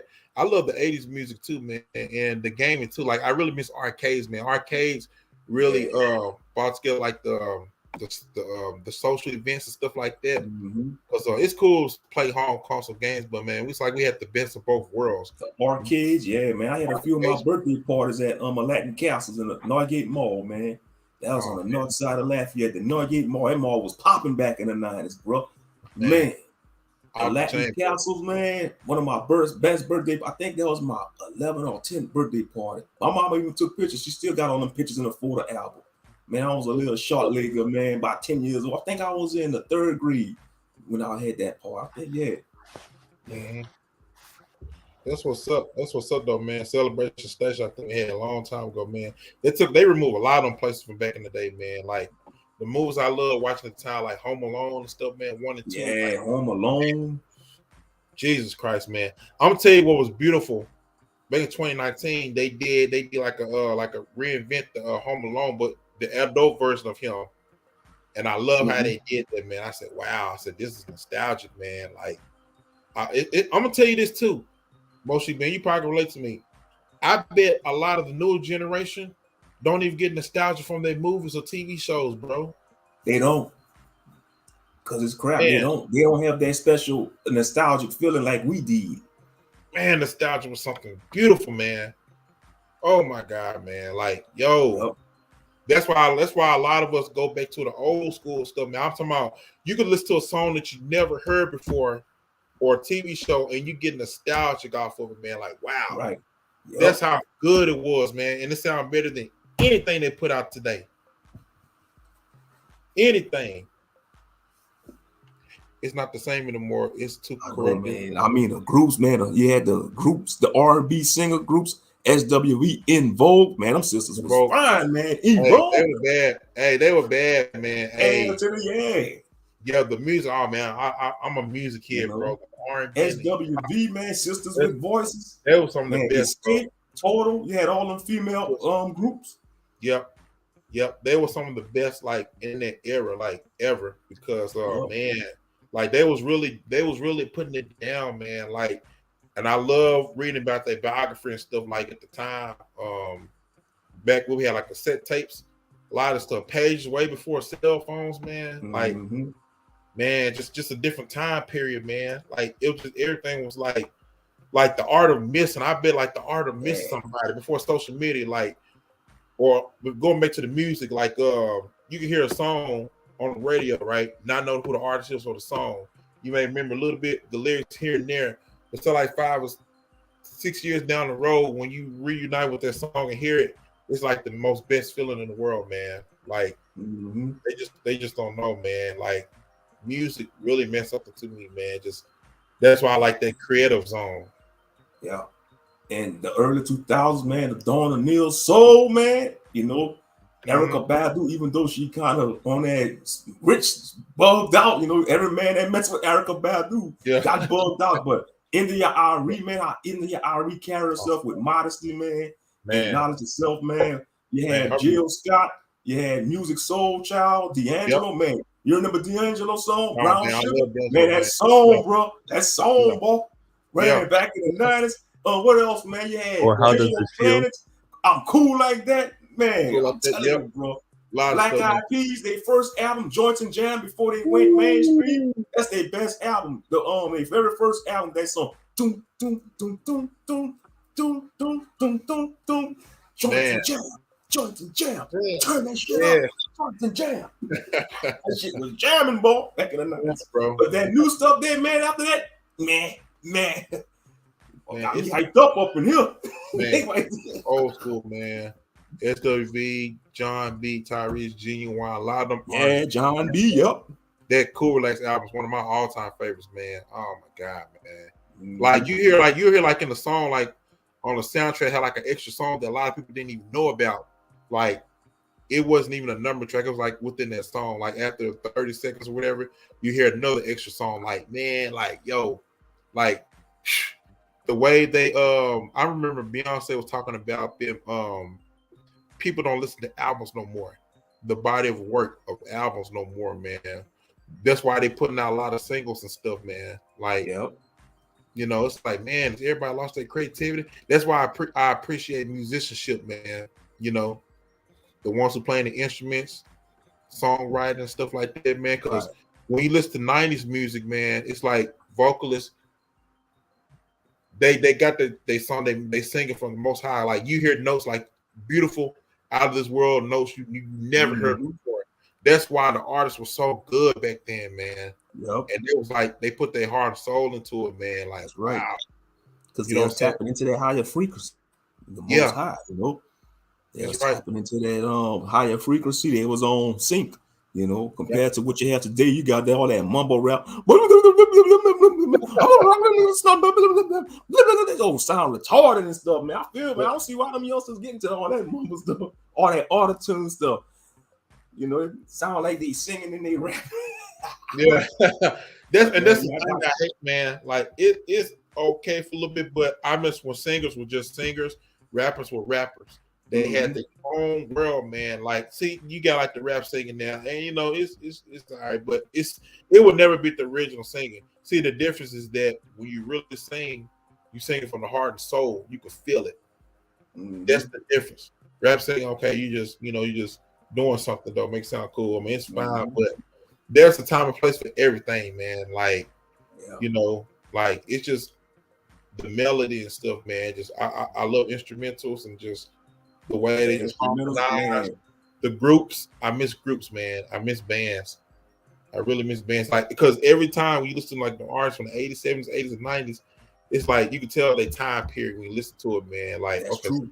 So the 80s and stuff, man. Like, it's just like it takes you back in time, man. I thank the Most High for music, man. You know, because that's one of the greatest gifts He gave to humankind, man. Music, because you see, He listened to music in heaven. The Most High, our Elohim, Yahuwah, El Shaddai, the Son Yeshua, whatever you want to call him, man. He has a personality, man. Yah has a personality. He has rhythm too, man. And they be dancing up in heaven, probably the angels and all that. He has rhythm. He have a band playing for him. Come on now. Wait, the Most High is actually dancing up in heaven? He's just popping and locking, break dancing. Yeah, he got rhythm, man. Come on, he gave his children of Israel rhythm. You know, that makes sense. I'm not but I just imagine that. I imagine that. Like you see God say, yo, everyone spread out. I'm about to, and he starts popping and locking and crumping. Oh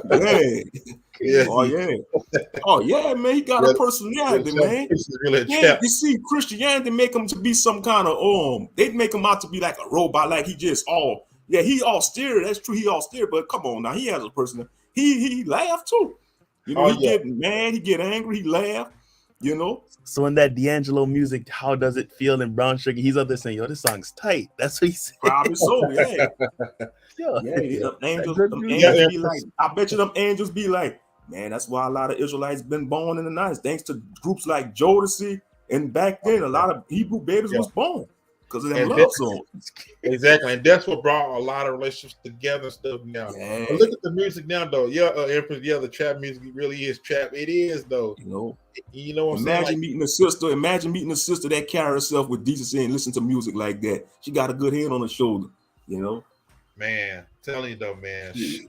I held the Instagram goddess, man. To hell, the Instagram goddess. I found me a damn sister that's into the arts and poetry, and she like neo soul, and she like video games, man. That's the lottery. Man, that's better than winning the lottery, man. Screw winning the lottery. Major facts, man. That's major facts right there. And make you want to do a backflip and risk breaking your neck.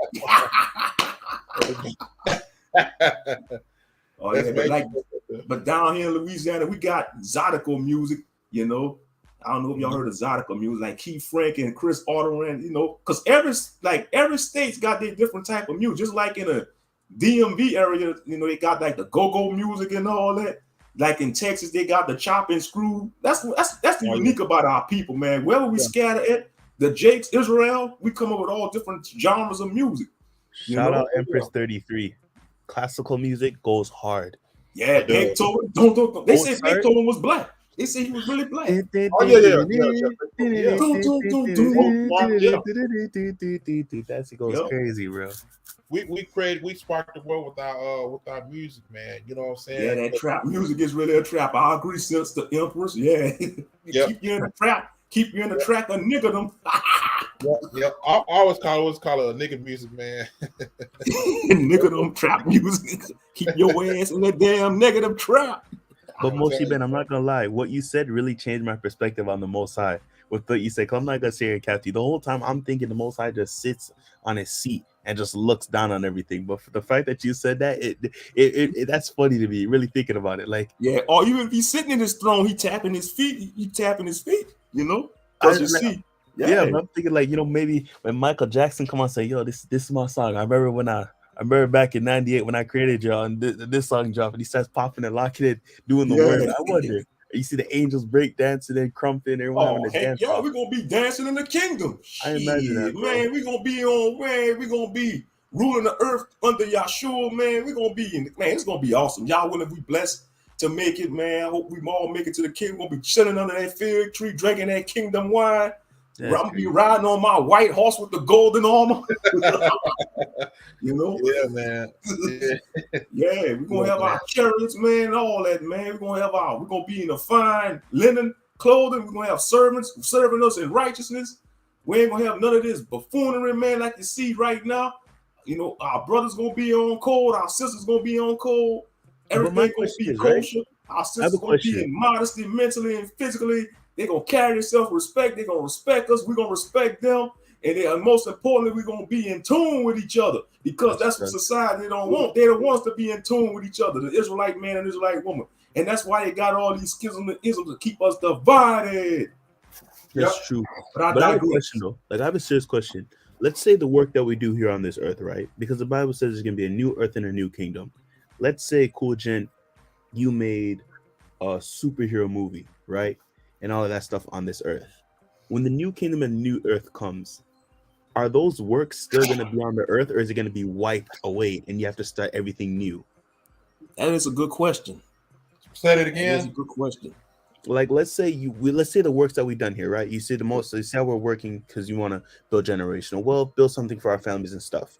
Let's say you built, you created you created a movie that made billions of dollars, and you have this large company, and you pass on, and then, you know, Lord willing, you make it to the kingdom, and the new earth and the new heaven comes.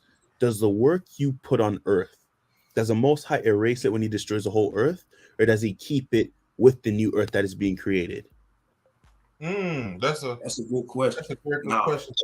I pray that let's see if Cool Gent does something like that, and it makes an impact on the children of Israel. I think, like, you know, on the day of judgment, he's gonna remind you of it, and he might allow you to keep it. Yeah. Or he might keep the knowledge of you. You just create something different, create it again, or create a sequel in a new kingdom.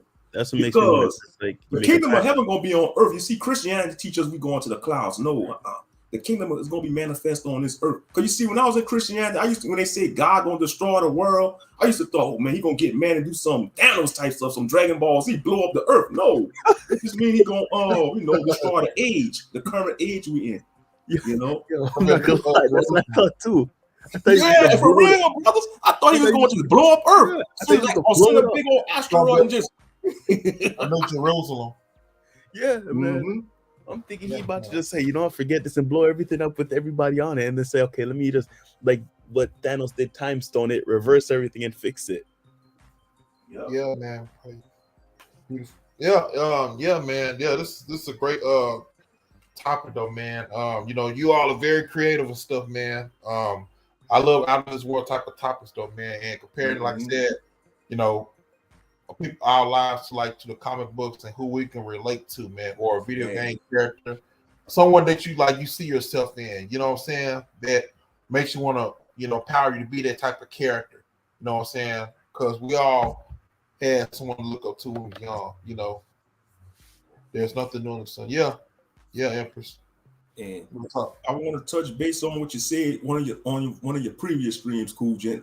And that's the truth. I agree with you when you say when the parent trying to stop a child from using their imagination, that is a form of abuse. That is child abuse, man. Most definitely. When the parents trying to tell their children to stop using their imagination or stop, even if their children could draw, like say if their child could draw and they want to just draw and learn how to draw, and they parents, let me hold up, shut up, Moshe. Recollect your thoughts, Moshe. And I'm speaking in third person. What I want to say is, your biggest hater, say if you're a creative person, if you know how to draw, write, sing, dance, or whatever, and you got talent, your number one haters is gonna be your family, whether it's your cousins, your parents, your uncles, your aunts, and that's the real talk. That's 100% solid truth. Your number one haters in this game we call life, that's gonna be your parents, your family, and that's sad. That's you get more support from strangers, man. Real talk. That's very true. And that's sad. Yeah, man, because they can't see the vision of what Most High has for you. You know what I'm saying? Your parents, because He didn't give it to them. He gave it to you. Now, I do have a dad that believes in me. You know what I'm saying? And my oldest too. But it's only a few family member or a friend that does. But that's why you keep a small circle. You keep people that believe you. You know what I'm saying? You can tell your dreams and stuff too, because everybody's not going to get it. Everybody's not out of this world. I like what something Rollo said on this previous live stream. Like, a lot of people think in the box instead of outside the box.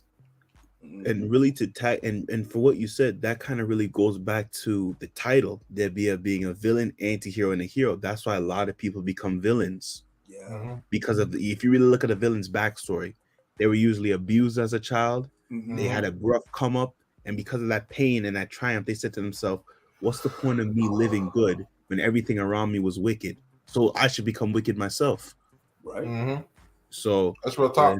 It starts young. If you want to, for the most part, if you want the child to go down the path of a hero, you have to nurture him, cherish him, love him, and sometimes even in the neglect, they still become a hero.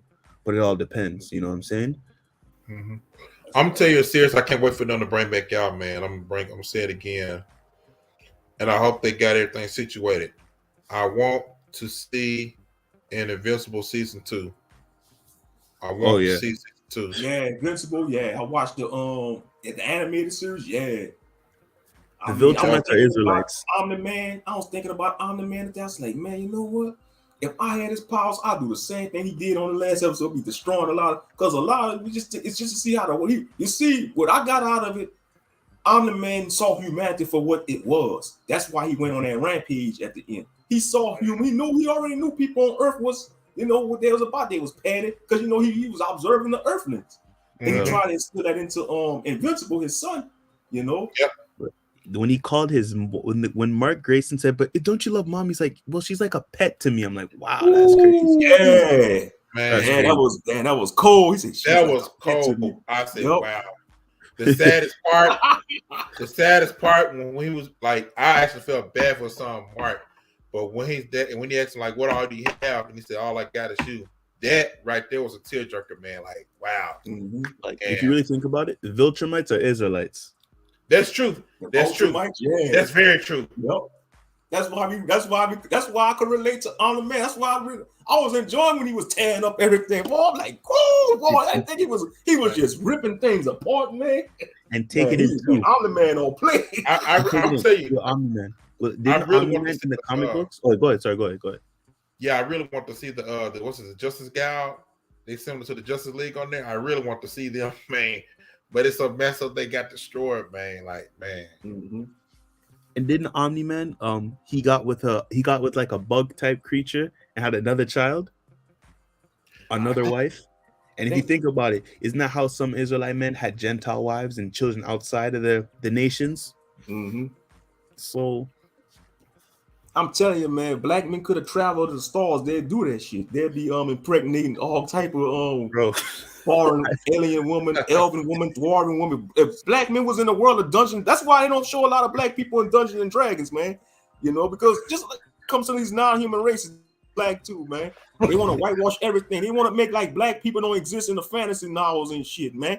Like, you know, because I'm into stuff like that. The fantasy genre, man. That's why if I'm writing fantasy stories, I'm gonna make everything black. I'm gonna make the elves black. I'm gonna even make vampires, werewolves. They're gonna be green skin with Negro features. Shit.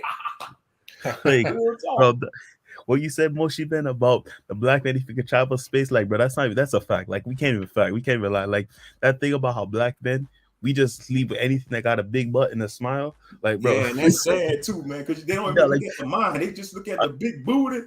That's true. Damn Martian woman with a green skin got a big booty. The Negro going, man, that's a bad Martian baby, man. That's a bad Martian man, nigga, man. You don't know what mind. You gonna really think about your ass. But we're really thinking about it. That, like, aside from the whoremonger part of it, if we could actually go to space and find other planets of humanoid women of alien nations, bro, we'd be having children of alien nations. And then you see across the galaxy, they might have other alien species that look humans, you know, that may look like sisters, black, but they're gonna have a different mindset, you know. Trust me, bro, there is. I really believe so, bro. Like I said, there's a firmament over us. And I really believe the reason why we're not seeing it is because the Most High understands that if we were to see what was really out there, we'd mess it up even worse. Like, look how the earth is right now. Exactly. I believe the Most High is gonna open the firmament when the new kingdom and the new earth comes for us to, Lord willing, for us to see it. Yeah. But for now, he got to keep it closed, because if he opens it up, there's no telling what we'll do to earth and on what's truly out there.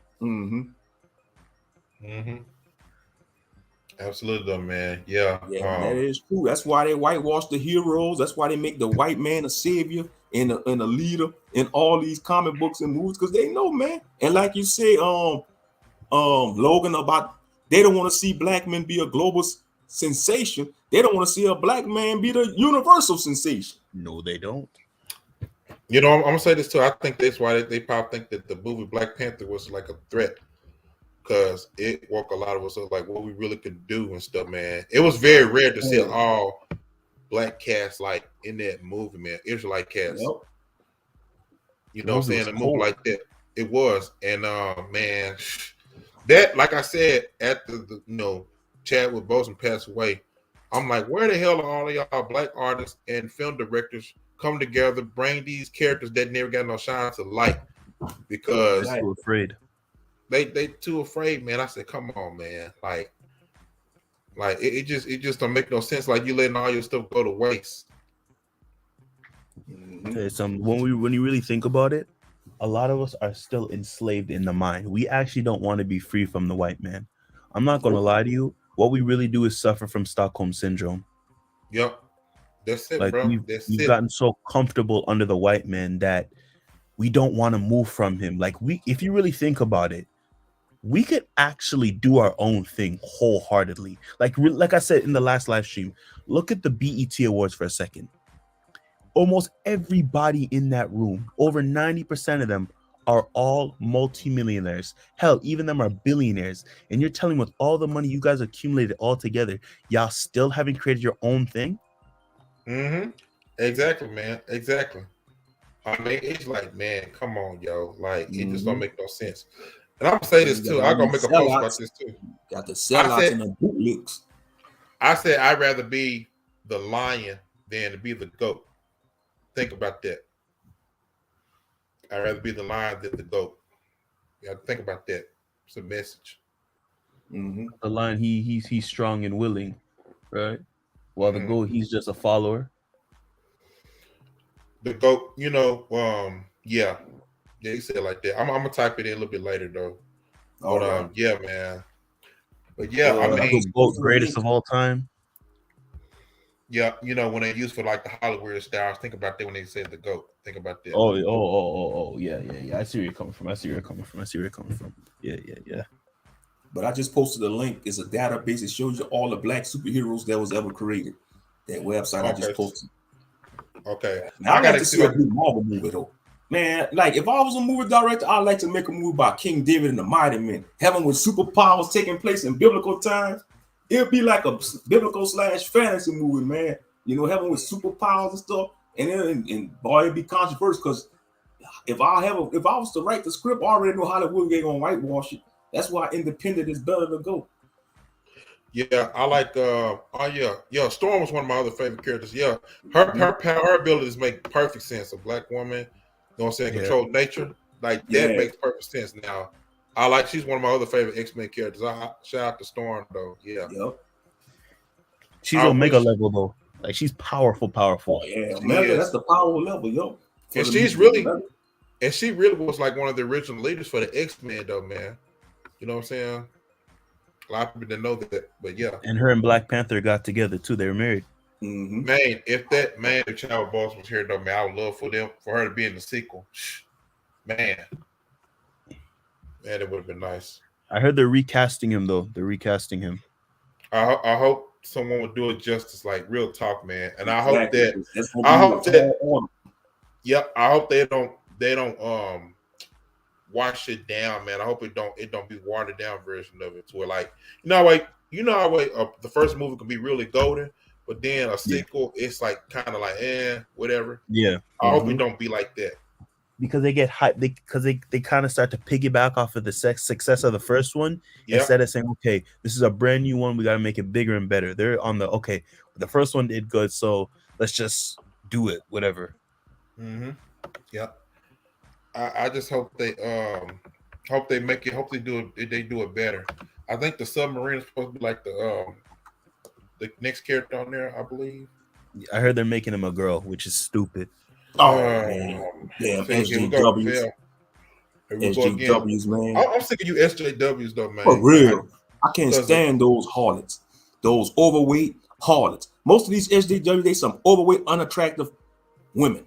Man and white women, you know, they white supremacists too on the slick. These SJWs, man, because they Karens. They got the spirit of Karen on them too. They are the daughters of Karen. Real talk. These SJWs, they're the daughters of Karen. They always want to complain about something that they now have no interest in. They don't know nothing about these characters or comics. They just mad because what they see. Because let me tell you something. If they was to do their own thing, they won't sell. If SJWs was to write their own stories in comics, they won't sell. So they gotta attack something that's already exists. They gotta attack out there. Man, I wish if I had a comic, I wish SJW would trying to come tell me what to do. I'd be like, man, you damn skeezer, you better get out of my face. You better go home and eat your little debits or go drink some Slim Fast or go get you a Planet Fitness account or something. Stop bothering me. I ain't bothering you. Leave me alone. Yeah.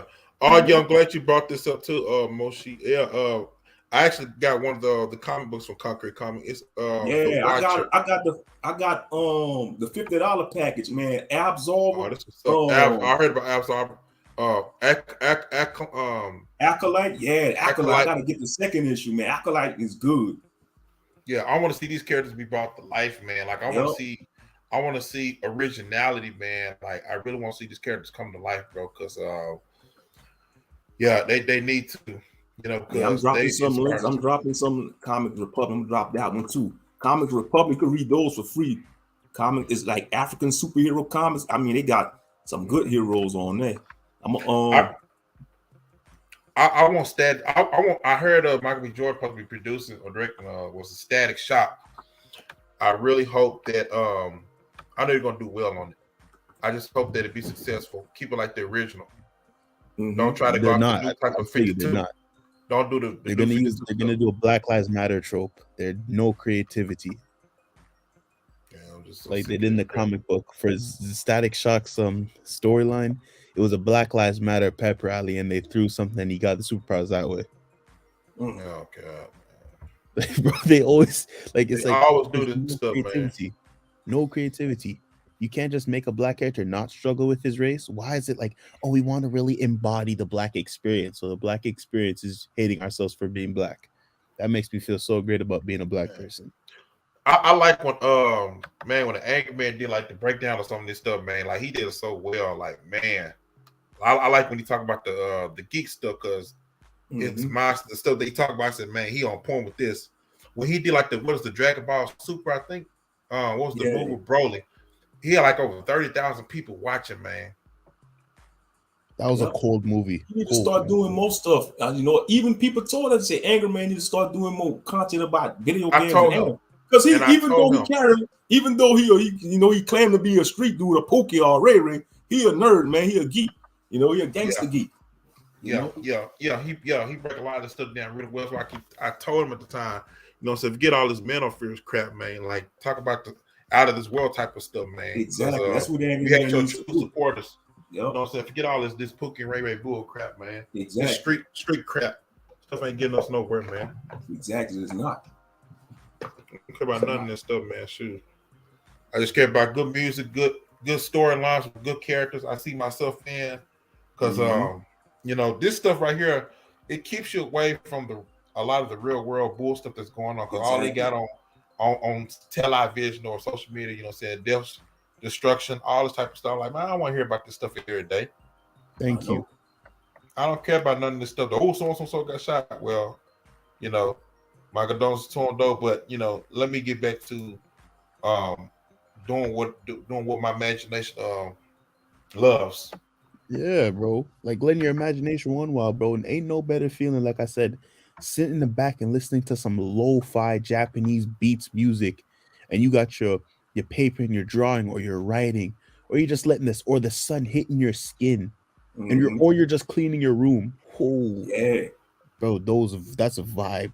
Or sitting on the beach, man. If you're on the beach, sitting on the beach or watching the stars at night, man. You see, a lot of people, man. That's why I say, part of Moshe Ben is a hopeless romantic. Yeah, that's part of my character. I'm a hopeless romantic. Me too. Me too. But a lot of people don't even do something like this. They take a girl, don't even do something simple like climb on a rooftop of a house all built, just watch the stars with a female. That don't mean you have to do nothing. Just watch the stars, man. Just look at the constellations and stuff. Just stuff like that. Open-minded. Exactly. But they don't teach that. They just want to have everybody thinking with lust and want to screw like rabbits and stuff, man. That ain't cool. Right. Something I like when I was young, man. Like you probably seen things throughout movies when you're young. You like it's like a light shining at your closet door. And it's like when you open, it's like a whole different world. Like I love stuff like that, like a good way. You know what I'm saying? Like I don't know, Candyland, somewhere like that, a whole different world. Your comic book imagination, or kind of like the movie Chronicles of Narnia when they went to that little I think they went, it was like a little closed closet and they went to a whole new world. The Chronicles of Narnia, they was into a whole new world. I love stuff like that, man. That's why I said people would never understand because they don't have an imagination though. That's why they too caught up on this low vibrational crap. You see, that's what they want. They want people to stay focused on this low vibrational crap, and that's why they come up with these reality TV shows. That's not creativity. That's chaos. That's not creativity. That's dysfunction and chaos. These reality TV shows, and they all paid actors. Like The Bachelor and The Bachelorette and all that bullshit crap. Even those wedding shows on TLC, those so-called say yes to the dress. Man, my mama be watching. I feel sorry for my daddy. My mama be watching all that stuff, man. I know my dad. That's why I say y'all willing if I ever to get married, man. I want to find a decent daughter of Zion. Y'all willing? I'm gonna speak it into existence. I pray that y'all find y'all one. I'll speak it into existence. I claim it in y'all shoes, man. But man, I hope she ain't gonna be watching that stuff. We ain't gonna be watching that crap. Because she watch that, I'm gonna go in another room. I'm gonna play some video games. You know what I mean? So, I miss when families play like board games. You know what I'm saying? Stay away from the television stuff. Stay away. I'm just tired of how they portray a lot of black people. All this thirst trap. You talk to me too much. This bull crap that you see now, and I really hate that black folks, what melanated folks, give into it. All this negativity though, man. All the separation. Divorce. I said that's wicked, man. Bro, I'm tired of this stuff, man. All this get the bag and high value crap. Listen to this old bull crap, Kevin Samuels and K to the it to the S. K to the it to the S and the Nicole Michelle type of chicks though, man. Which they kind of slick, trying to slide the femininity there with the get the bag, mentality. I know she ain't on YouTube now, but she be on Clubhouse. Yeah, I said her name. So man, all this simp culture. I'm just tired of all this thirst traps. I'm just tired of all this stuff, man. If I had the gauntlet, I erase all this stuff, man. But the greatest part about this, like the greatest thing about having these conversations, like I said, it shows that as black men, we're more than that. You know what I'm saying? Like I said in the last live stream, not every black man comes from the hood. And it's a shame that anytime a black person is viewed as a black person, that expects as a black person, their first thought is he comes from the hood, he's a gang member. No, it shouldn't be that way. And then when you have some black people who are not into hip hop like that, they say, "Oh, you're not part of the culture." Yo, check this out. As long as you are black, you are the culture. Facts. You are black culture. Wherever you go, the culture follows. There's a reason why we're called the salt of the earth. So we are the culture. We as black people, if we were let's say we dropped hip hop permanently and we all started listening to country music. Country music would become one of the biggest genres known to me. For real. It would. If black people say, you know what, we're done with country and we just want to listen to opera music. Opera's so underrated. Yeah, opera's amazing. Opera's underrated. Opera's amazing. Especially if we start to listen to opera, it'd become the biggest thing in the world. There's a reason why the Most High calls us the souls of the earth. Ye are gods and sons of the Most High. We create the trends. We are the culture, and whatever we touch turns to gold. So it's good to have these type of conversations because it shows that as black men, we are more than that. We're not all thugs. We're not all criminals. A lot of us are geeks and nerds. Yeah, we're athletic, but we're also geeks and nerds. We like to read. We like fantasy. We like science fiction. And that needs to be pushed. Now, at the same time, granted, I'm not going to put all the blame on us because there is gang shows of other races. But what I don't like is that ours is pushed more. In other races, there's balance. Nothing wrong with having a nice little crime show in here and there. But for us, that's mainly ours. So we need more and diverse things. You're right. And you know what? Shout out to RDC World One, man. Like, I already get to interview them guys one day. And I like the video they did about, talking about black folks don't like anime. And they broke it down really well, though, man. Like I said, we need to be more open to like other things other than sports and just the negative rap music and all this love and hip hop DS TV shows, man, because we're like one-sided ass people, man. Exactly, man. Yeah. That's what I'm saying. I said, man, I'm not one-dimensional, man. Like I'm like what's I said, multiverse, man. You know what I'm saying? Multifaceted, multiverse, exactly. And you know what I'm saying? You know what I'm saying? Because I don't like to be in one thing. Exactly. Check that out, Cool J. You're entering your multiverse. Right. Your different sides of you.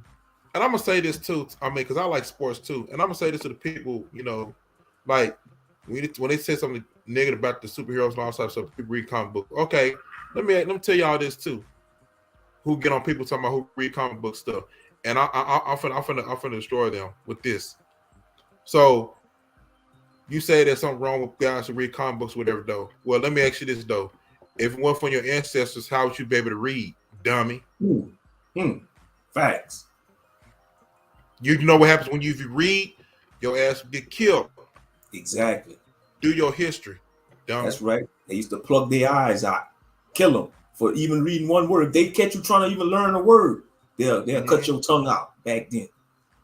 And guess what? Imagine all your favorite athletes were clear people though, and then it's like, you looking up to this dude right here though. Like none of y'all are even out there playing though. You're not clear. You know what I'm saying? How'd you feel about that, huh? Everybody who watch all the sports out there, think about that too. Because I will break y'all down, man. I hear that. Yeah. Don't play with me. Sorry. You know what's a cool thing though? What another movie that really kind of exemplifies and what black men go through? Fight Club.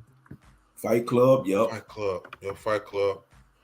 Yeah, man. Like I said, black folks, man, we gotta stop being one-sided to everything, man. Like all this nigga music and stuff y'all do out here, man. Like and with the Uncle Ruckus nigga music. Yeah, nigga music. Because and that's the thing that it's like, and it's sad that there are good musicians out there that want to get their music played, but they can't. A lot of dumbass millennials and some of the Gen Z, they passing on to their kids, and they wonder why they ain't got no real good music like the way we grew up on. Like, how can you go from the golden age era to music to like the worst music as possible? You Negroes don't have no taste in music though. And then you talk about they culture vulture. No, mother flipper. No, you just didn't like your own music though. Exactly. And they making better music than we are now. You know what I'm saying? Exactly. You got a lot of these like chill hop. A lot of these chill hop musicians, they Gentiles, man. You know, like the musicians on the Chill Hop channel, they making beats, Gentiles of other nations, man. And I don't care because music is a universal language. I wish a nigga would play. I wish all Israelite be like, you listen to the damn Esau music, man. I don't give a damn if you're an alien from Mars. I don't give you a Namekian a damn. I don't give a damn what he is. Music is music, a universal language. God damn it, shit. If I vibe to it, I'm gonna vibe to it, man. Shit. Exactly. And think about it. Don't you think the Gentile nations in biblical days they were playing music to please our ears? Yeah, the other nations, exactly. Up the servants, yep. Exactly. And King Solomon, I'm sure he had musicians from other nations playing music for him. King Solomon, yeah. I'm gonna say this with Negroes too. To talk about they hate like love songs, so like that though, man. Well, Negroes, you do realize that rapping is poetry too, dummy. And on top of that, they sample R&B music to make those hip hop beats. Don't forget that. A lot of genres came from R&B, man. And we created rock and roll and country. Don't get me started on jazz too, man. Jazz is underappreciated. Jazz is underappreciated, especially that smooth jazz. It's dope. Smooth jazz, man. That's that driving music right there. That smooth jazz. Yep. Or that rain music when it's pouring down rain. You just want to chill and drink you some iced tea or sip some wine. That's smooth jazz, damn it. Yeah. You know what type of music? Wavy, slow and reverb. Listen to your favorite songs, slow and reverb. I love slow and reverb, man, especially with the R&B, man. And it has like the anime type 90s anime style video playing as a repeat loop. Yep, the peach, man. Kanye West, flashing lights, slow reverb, beautiful. I'm gonna tell you something that's beautiful. It's a channel. They did like a jazzy R&B type, slow jam type of song, like with the 90s Saturday morning cartoons, man. And it was fire. Like the chick, she like a jazzy Jill Scott type of voice, but they had like the instruments playing in the background, piano, bass guitar, flute, and they did like the DuckTales, man. I'll have to post it right now. I'm telling you, man, it was just so good, bro. I got nostalgia listening off of it, man. Like it was just so good. And I want to say this too, to a lot of you new artists out there, man. Like a lot of y'all don't have no creativity, man. Not all of you, but I'm talking about the ones who listen to mumble rap and stuff. You know, you talking about, oh man, you know, these old dudes pocket stuff, they too old. Well, what you fail to realize is that your music came from somewhere. You got to go back to the old school and appreciate it. That's what I'm saying? That's why I like when artists like Michael Jackson at the time, when they had the war show and he had James Brown, like, man, he was giving the dude credit, man. Like the OGs before he was the OG credit, man. Like I miss stuff like that, man. Hey, let me say something right quick. Go ahead. You want to know why the Liners was the gold school? We call the Niners gold school. The reason why the Niners earned that title, the gold school, because they respect the old school and they sample and they appreciate the old school music and they sample and they made their music from the old school. That's why it became the gold school tonight. Yes, sir. Because they paid homage to what came before them. This generation of today, they don't respect nothing. They don't respect nothing, man. And you know what? And what I hate, like, they don't have no originality. Now, I'm gonna tell you, it's a group that I love. It's a neo soul group, and it's called Moonchild. And I heard of Moonchild. They Caucasians. I don't care. Moonchild. Moonchild is fire. They got soul, man. And I'm like, yo, this is so much better than what they put than what I'm hearing today. Because it's rare that you got to find something that you got to dig deep into the collection. Find something that's really good to your ears. Not to cut you off. DJ Raphael, man. DJ Raphael, he makes some of the best neo soul mixes on. I'm subscribed to his channel. DJ Raphael, he a biracial dude in the UK. He makes some YouTube neo soul mixes. He got the best neo soul mix on the platform. Do y'all know Tame Impala? Tame Impala. Tame Impala. Listen to what's the song from Tame Impala, bro? What's the song? It's I don't remember what the song is called. Yeah, it's called Borderline. Borderline? Oh, Borderline. Familiar. Tame in Line, Borderline. Hold on, I'll play it on the thing so you can hear it. If you can hear it, hold on. Just give me a second. Man, I love music, man. I'm a music head. Yeah, and you see, yeah, Moonchild. Yeah, they I think they're in Europe though. I think Moonchild. Yeah, UK somewhere over there. Yeah, yeah, they got some fire music, man. Like I like the song called The List. Yeah, I like the song called The List and the music video. All their music be fire, bro. I said, man, they taking it. They going way back, man. Nah, disclaimer. Yeah, they make good music, but I'm not gonna say they better than the Israelite. They not Oh better no, than no, Israelite. no. Oh no, no, Deuteronomy, no. Deuteronomy here's a chapter song. 7, verse 6. That Deuteronomy paying chapter 7, homage. verse 6 still standing in place. Okay. Yeah, that sounds great. Yeah. Got that disco vibe to it. Yeah. They say it's like the Bee Gees. Like, yeah, the Bee Gees. There you go, man. What you know about the Bee Gees, man? Bee Gees go way back in the 60s, man. Come on now, I got a black mom and a black dad. Come on now. Come on now. Yeah, man. That song jam. I don't know what. Post that in the link, man. Post the link. Yeah, post it in the link. There's this other one too. His name is Sam Gellatry. Like he has this. Listen to it.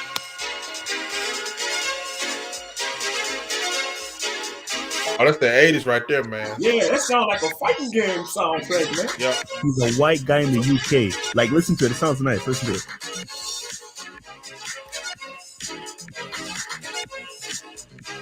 I love that. That's what's up, man. I'm gonna tell y'all something. Y'all know what's interesting though? I love that. Man, shout out to all them, man. What was I about to say? I don't care if that's Gentile music. Music is music, man. Yeah. Because let's keep it up. I'm gonna keep it a buck. He gave the Most High. He gave some of the Gentile nations talent too, but he just gave Israel a triple portion or a double portion of talent because we are chosen people. You know, real talk. That's true. So, yeah, if a Gentile makes some good music, Moshe Ben Yahuda Yisrael gonna jam to it. Got that right. And I don't care what the haters say. Oh man, you listening to some damn white people music, man. Shut your closed-minded up, man. You fake pro-wax. I can't stand some of these pro-wax, man. I can't they either, talking though, man. all that crap, but they still banging Whitey and Becky. You know something? I love video game music as well too. I'm gonna tell you something that's very underrated. It was Street Fighter Third Strike soundtrack. Yeah, that was one of the best. New York jazzy beat, man. Oh man, I love that joint. Yeah. And Jet Set Radio is another. Jet Set Radio. Mm-hmm. I love this soundtrack, man. But yo, this is a classic. That's the Street Fighter, man. Yep. That's a sounding classic. Like Gal Siege from Gal. It is. Yeah. It is. It's the Gal. That era playing still. You see the fighter jet. Mm-hmm. Yeah, man. That's the one thing I can envy about you guys. That's the one thing I say I can envy about you and Moshe Ben, that you guys had like the 80s and 90s. Like I would kill to go back in time and actually live that time. Yeah, man. Well, you got the music, you got some of the TV shows, you know what I'm saying? Like what they said, thank God that you can experience it. Like exactly. You know what I'm saying? All praise to the Most High. He led you to older brothers like us, you know, where we ain't old, we just in our 30s. Man, old, even when we was in our 40s, that's not old. We gotta stop saying we old, man. Yeah. Like when we in our 40s, because our spirits, our beings, our essence is youthful, man. Yes, you know, we got some brothers and sisters that's in their 50s and 60s, and they got their youthful energy in them. They still got their youthful energy, you know. Our spirit is centuries old too. Take that in consideration. Our spirit is centuries old. There's no telling how old I already know mine is centuries old. That's why it's hard to me to relate to people in my age group. It's like people that's older than me can relate to me, and people that's like a few years younger than me, you know. Mm-hmm. So y'all about to head off the stream, man. It's a very awesome fire live stream, man. Out of this world type of talk, man. So we will be doing more of these, you know. Like I said, on the next stream, it's therapeutic. Yeah, very therapeutic, man. It's very therapeutic. It's like that's why I said it's very, very useful and therapeutic, like you said. And you know, this takes our minds off the world and what's going on and stuff, man. We have these type of conversations. You know, we ain't talk about a lot of stuff that we hear out there nowadays. It's a time and place for a lot of stuff, but you know, I want this to be like a laid back, you know, stream, man. We talk about this topic though, man. So final words, everybody. Yo, cool gent, Moshe Ben, it's been an honor talking to you, brothers, man. These are the type of conversations that more of us young black men and older black men need to have, you know. It allows us to express ourselves and just know that we're more than what the media tells us, and we could strive for so much more. We could be so much more. So all praise to the Most High for really bringing us together for this. And I'm glad that we're able to have these conversations, and over time it gets better and better and better. So more young black men and more black men in general take part of these conversations and expanding. Absolutely, bro. Absolutely, bro. Appreciate you coming up here and expressing yourself on what your creativity and what you love doing, man. And that you got ears, what I'm saying, and you hear the truth and stuff, man. So all praise to the Most High. All praises. First off, all praise to the Most High, Yah, and His Son, Yeshua HaMashiach, our King, the King of Kings, the Lord of Lords. Thank you for having me on the panel. Big salute to you, Cool Jen. Big salute to you, Logan. But yeah, man, black men, man, so-called black man, Israelite man, we are the original man. We are more than a thug. We ain't no thug, man. We gotta stop. We gotta jump out that box that they want to keep us in. They want to keep us in a cage, man, and that cage is mentally. Because they want to put us in a cage physically, which is the jailhouse, but that cage, that mental cage, that's the worst cage. They got us in, that mental cage. If we could break those shackles and come out that cage mentally, man, we'll be the gods of the earth that we was ordained to be. And I say gods with the little G for all y'all Christians out there with the closed mind, because the scriptures say ye are gods, but we should die like men. But you see, we was not supposed to die like men, but due to the fall of man, that's why we die like men. But yeah, this was an awesome live stream. I'm glad I caught this live stream. I'm glad I caught this live stream. It was awesome, man. We talked about superheroes. We talk about the mindset of our brothers. We talk about music, man. I mean, when it comes to music, man, I mean, it's just a wonderful thing. I was born in the 80s, man, 84. Like I said, I was born in 84. May 12, 1984. Yeah, that's when Moshe Ben Yahuda was born. I'm not gonna say my government name because I don't even like my government name. I'd rather my Israelite name. My name is Moses, which Moshe in the Hebrew, which means to draw out. Draw out, man, draw out of the water of sin, man, to be drawn out. But yeah, I know I can ramble on. That's just in my nature. I'm long-winded. I think a lot of us Israelites are long-winded, man, because when you come on these platforms, you just want to express yourself because you can't express yourself in real time because you're surrounded by a lot of closed-minded people and they're going to misunderstand you. You know what I mean? But yeah, you're right.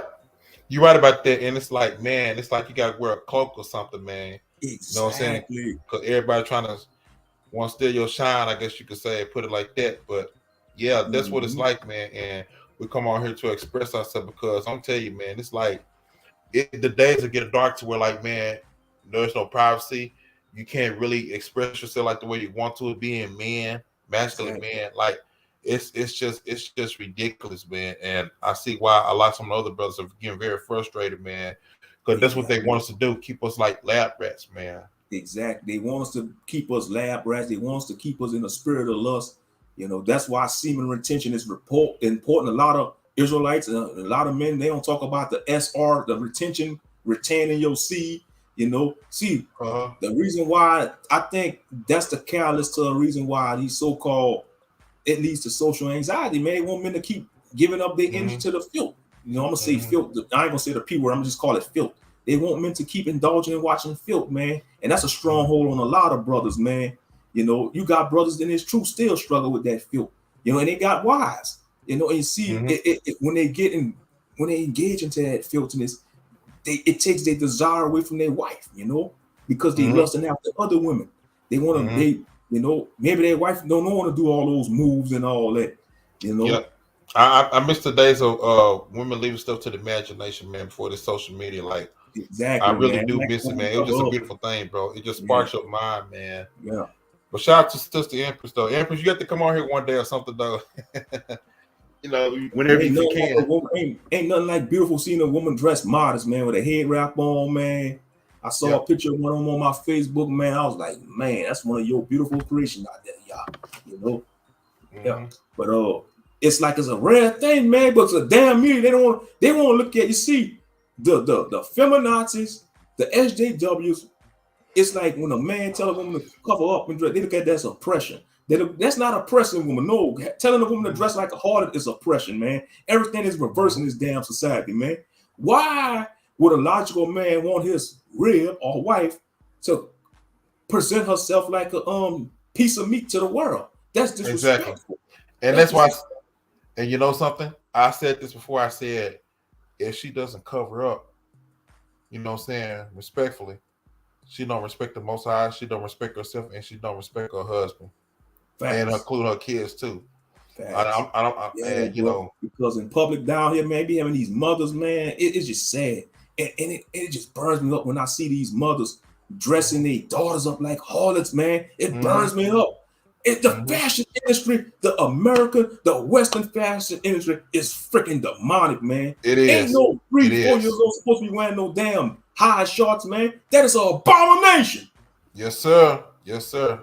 You absolutely Y'all ain't pleased with that, man. Y'all frown on that. And I know you're going, oh, you being judgmental. They ain't being judgmental. Isaiah 58 verse 1 say, cry aloud, spare not. Yes, sir. Amen to that. Lift up thy voice like a trumpet and show Jacob their sins.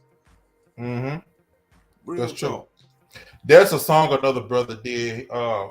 It's a song called "Burn Down Sodom and Gomorrah." Woo, that's a powerful song, bro. Let me see. His name is Classic Opsic Abyss.